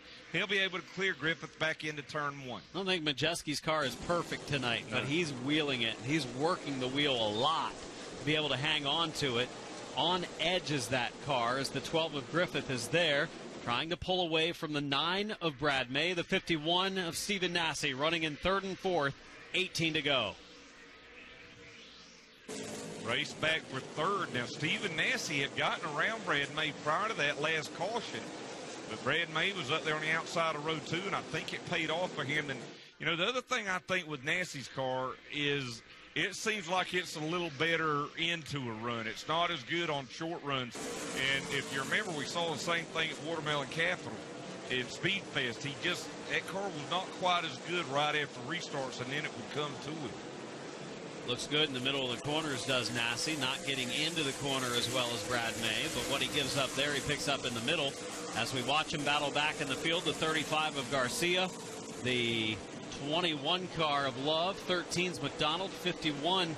Saw him get into the wall a little bit ago, still out there racing in front of the 56 of Gustine, and that's Sammy Smith. Ooh, some contact there between McDonald and Jesse Love.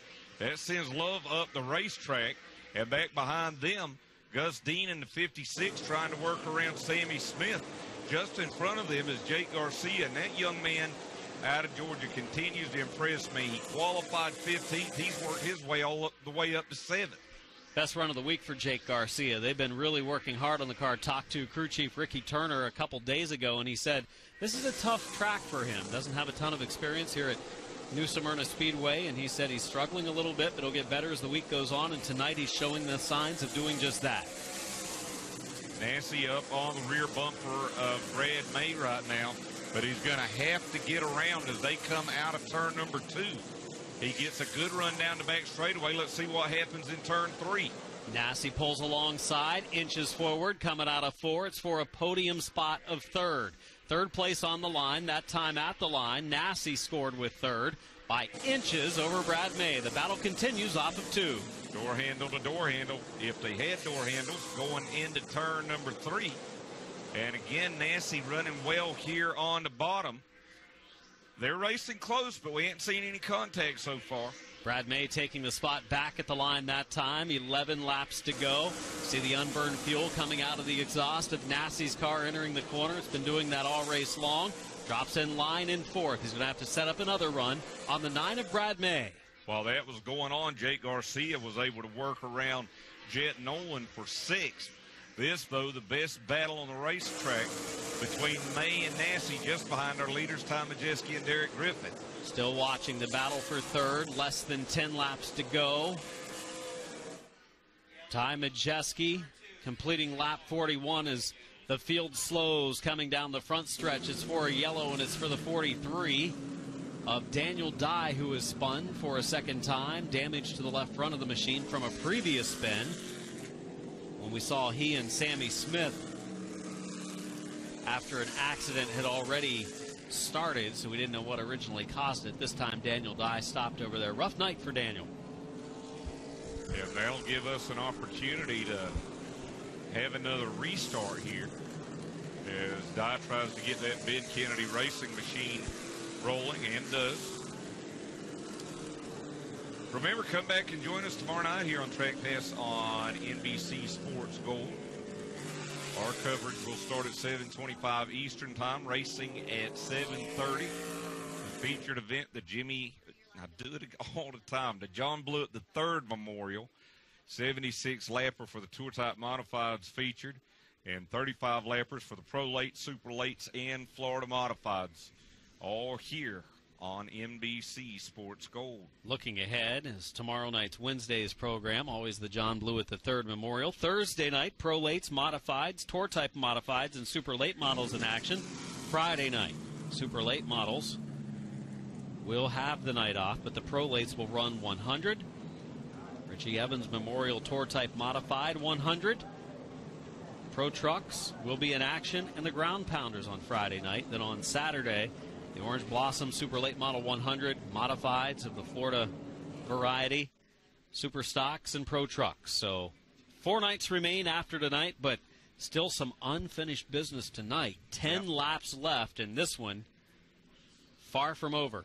It'll be cool to see those Ground Pounders here Friday night. Those are vintage cars in action. You know, actually, when you come to the Midway here at New Smyrna Speedway, you can see Gary Ballew's legendary Batmobile. Gary's down there as well as Colin Garrett in the pits here. And a couple of Charging Charlie Jazombeck's USA 1 Tour Type Modifieds. 24 of Garrett was listed in the 20th position when the yellow came out. So a tough night for him. He's been up and down. We saw him qualify in the top 2 the other night. Yeah, and he's ran well on occasion. But again, you know, it's just as you pointed out a little bit earlier, you know, even at this hour, we're still at 72 degrees. And this racetrack, you know, not only with the temperature and the additional rubber on the racetracks, but we see it at these coastal speedways. We see it at Five Flags Speedway on the Panhandle. We see it at Myrtle Beach Speedway on the coast of South Carolina. But the dew point, when the dew starts to come in, it changes things as well with these cars, and it's just hard to hit it every night when you're down here at New Smyrna. Majeski looking for his 7th win at the World Series. 10 laps left to hold off Derek Griffith. I think Griffith has got to charge him here going into turn number 1, not only to try and get around him, but you got Stephen Nassy there on the outside of row number 2. Green flag is out as they head back to turn 1, and Majeski gets a good restart. Griffith trying to apply pressure. We see Majeski's car is on edge. We've seen it look a little free at times. Can Griffith apply enough pressure to cause a mistake? Majeski doesn't make very many. But they are nose to tail and side by side for the 3rd spot. Nassy on the outside of Brad Meadow. Whoa, and Ty Majeski into the outside wall as well as Jake Garcia. Garcia, heavy damage to that 35 car as the yellow waves.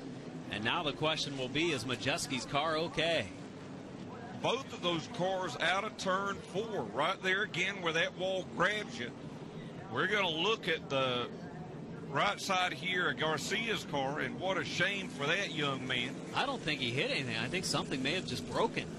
Well, Majeski definitely hit it, and he hit it more than once. And I think that goes back to that pressure. Here's a question. Could he have run over something that's caught underneath the car? Maybe and from maybe Majeski. Yes. Yep. Maybe off of Majeski's car. Because Garcia was back there behind him. That's exactly what it was. That's either a brace. I think it's a brace. It looks like a brace that's probably off of his car, though. It looks like it's still, and that's why it's loose up in the right front fender. So it's a piece of bracing, I think, that is on this car. Yeah, that's exactly. You can see it right down there at the underneath the white strip on the front bumper. Here they came out of turn 4. Look at this. Like I said, if he applies pressure, we've seen Majeski be on edge, and that's exactly what happened there. And unfortunately for Griffith, we're going to go back to the last completed lap. Now, what already a problem there for Garcia. He never hit the wall. It was the brace that came down on his car. Mm-hmm. And you could see that right front fender just collapse. And then makes it impossible to turn. Yeah. Now, Majeski, he hit that wall at least 3 times. What a great shot from Jeff Christensen down in turn 1. And, you know, I think if you don't have that caution, I don't think Tom Majeski will ever get back around there at Griffith. I think you're right. I think Griffith was going to get far enough ahead of him that he wasn't going to be able to get back around him. Just look there, though, as Majeski tries to warm his tires up. You see that spark out of turn 2? I saw a spark.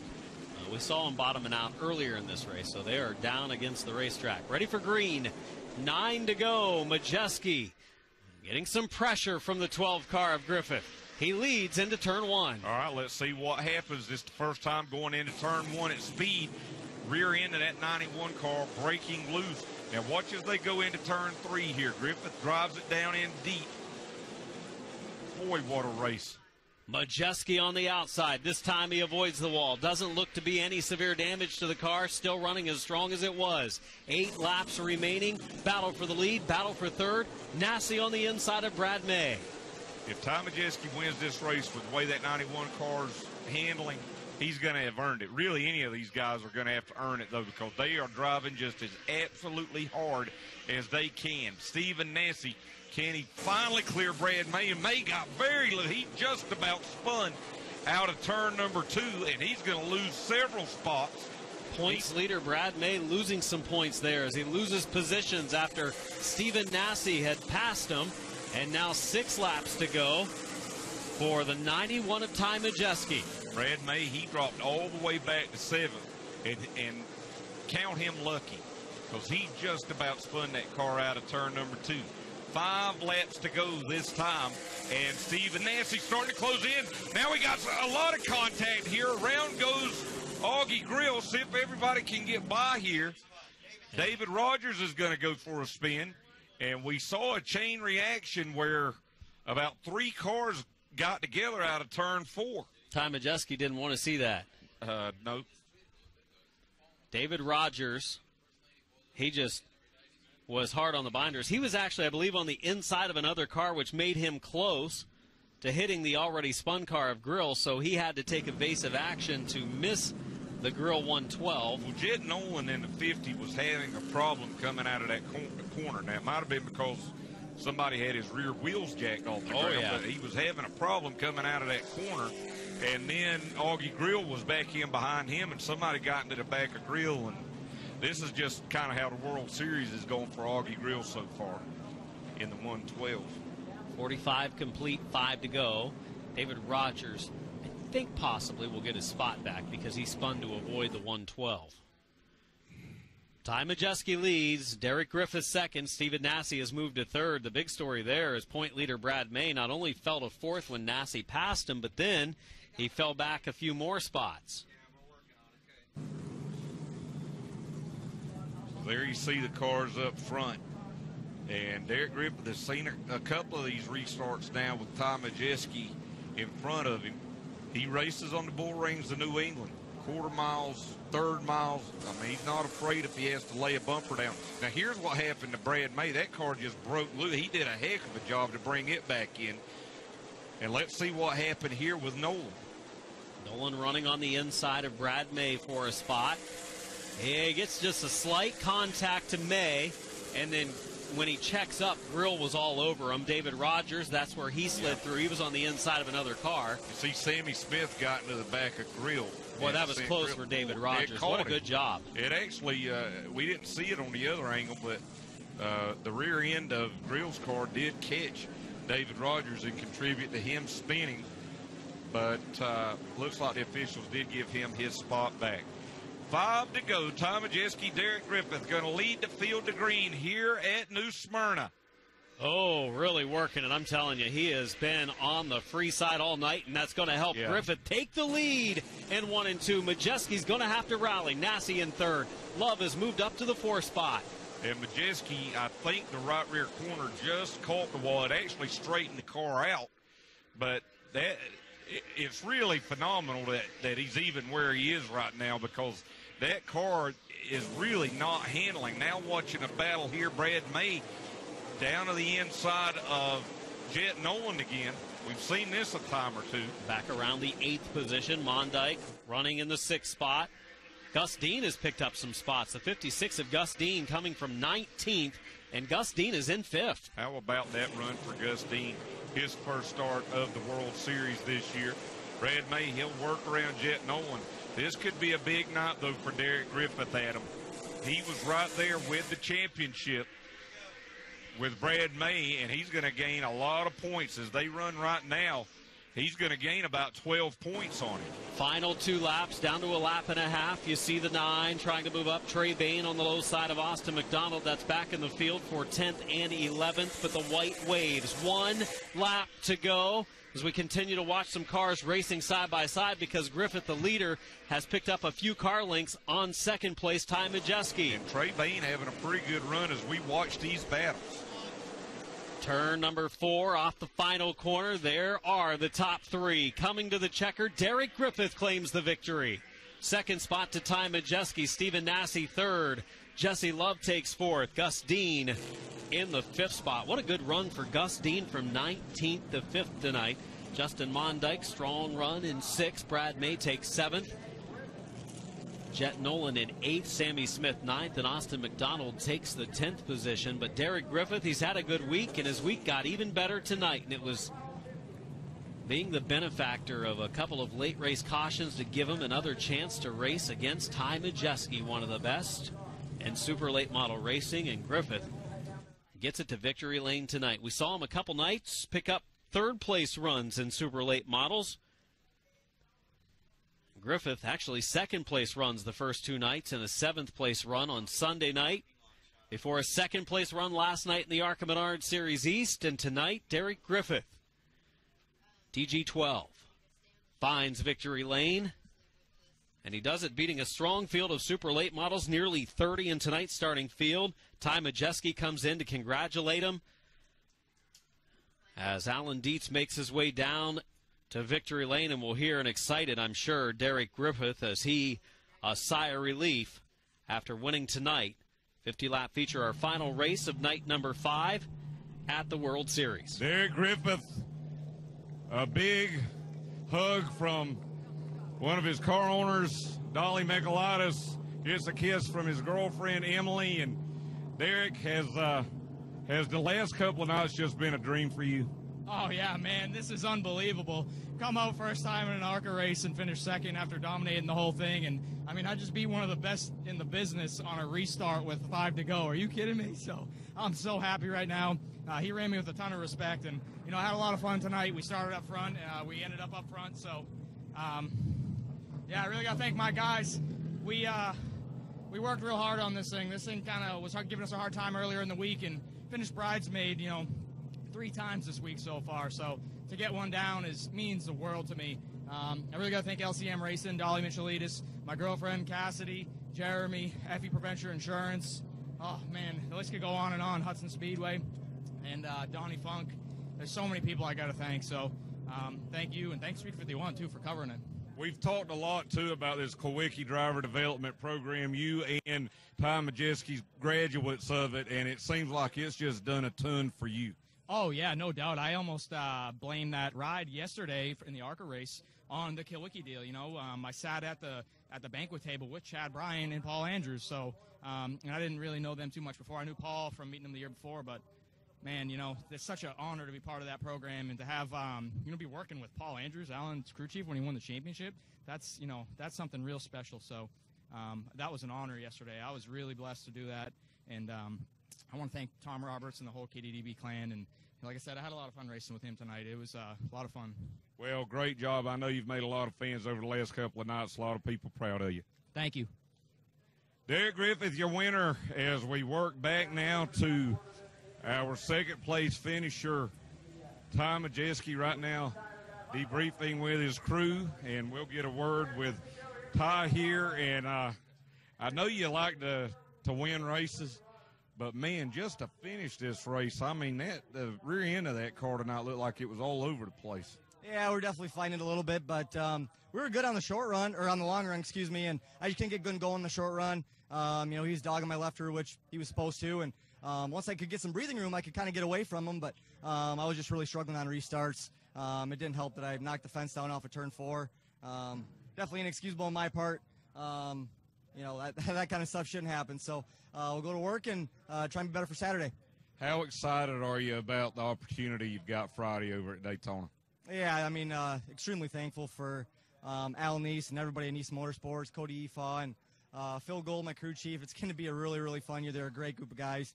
I spent a lot of time in the shop with them already, and the chemistry is already really high. So extremely excited for Friday night and the opportunity in front of me this season. But congrats to Derek. I have a tremendous amount of respect for him. We race really hard and clean. That's what short track racing's all about. That was fun. Ty Majeski looking for a big week here in Florida. Second place finish tonight, and we'll come back to our third place finisher right now, finishing up with Speed 51. And just as soon as we can step in, we'll do it. Stephen Nassy coming home with a third place finish. And Stephen, we were talking about it up there in the booth. You started 14th tonight. You're used to passing cars. that was easy. You almost made it. Yeah, I wish we could have had a few more laps there. Ty started slipping up. He got in the wall, right before that last caution. I felt like I was right there on the 12. We were running pretty matching lap times.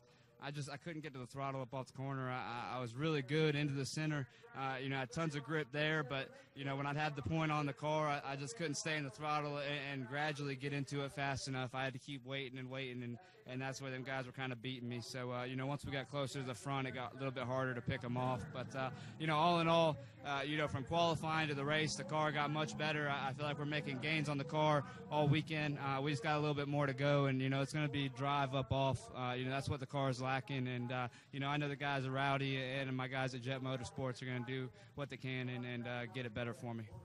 A classy night for Stephen Nassy and Adam. We talked about it just a little bit earlier, but three of the absolute best in grassroots short track racing here on the front straightaway tonight to wind it down at New Smyrna. Racing strong, the future bright for those three drivers. Stephen Nassy, you just talked to him, another good solid run tonight, better than 2 nights ago. As we take a look at the replay, we saw Todd Stone get turned around on the opening start, and somehow no major damage to any of our cars. So we continued on, and that's what caused it, actually, as he had a checkup and nowhere to go for Love behind. And then we get back underway, and you see Brad May go out front, the point leader of the World Series for super late models coming in. There's Ty Majeski working around Jet Nolan early in the race. Stephen Nassy was another driver working forward from 12th, eventually up to 3rd. Here was a pass on Daniel Dye, who started 3rd tonight after a great qualifying run earlier. The 51 of Stephen Nassy, and Max Caius in the 148. Change for position. Brad May, and look at the battle. Derek Griffith somehow didn't get turned into the inside wall. There was an accident between Daniel Dye and Sammy Smith. Back to green after that restart, and it's a battle between May and the 9 and the 12 of Griffith. May went up the track. Griffith was able to take the spot. Then later, Ty Majeski takes the lead.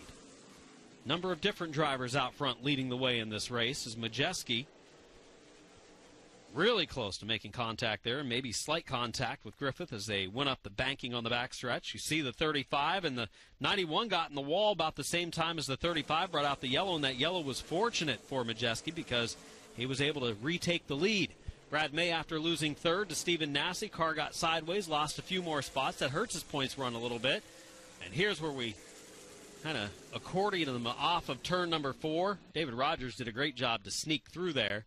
And Ty Majeski, he couldn't get it done tonight. He led a lot of laps. The car was just a little too on the free side, kicking himself for making the contact with the wall the one time off of 4. And Derek Griffith, his strong week continues in his first win of the World Series in 2020.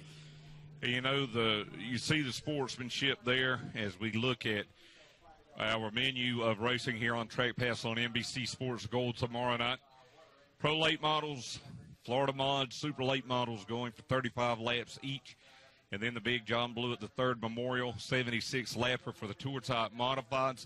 Coverage starts at 7:25, racing at 7:30 Eastern, right here on NBC Sports Gold. Tonight was a fun night of racing, and we didn't terribly tear up too many race cars. We had a couple Tour Mods that got tore up, but I think other than that, very good, clean racing. Pro late models went flag to flag to start the night. Well, the pro late models needed a night like tonight. I was thinking about it whenever I was coming back up in the tower here.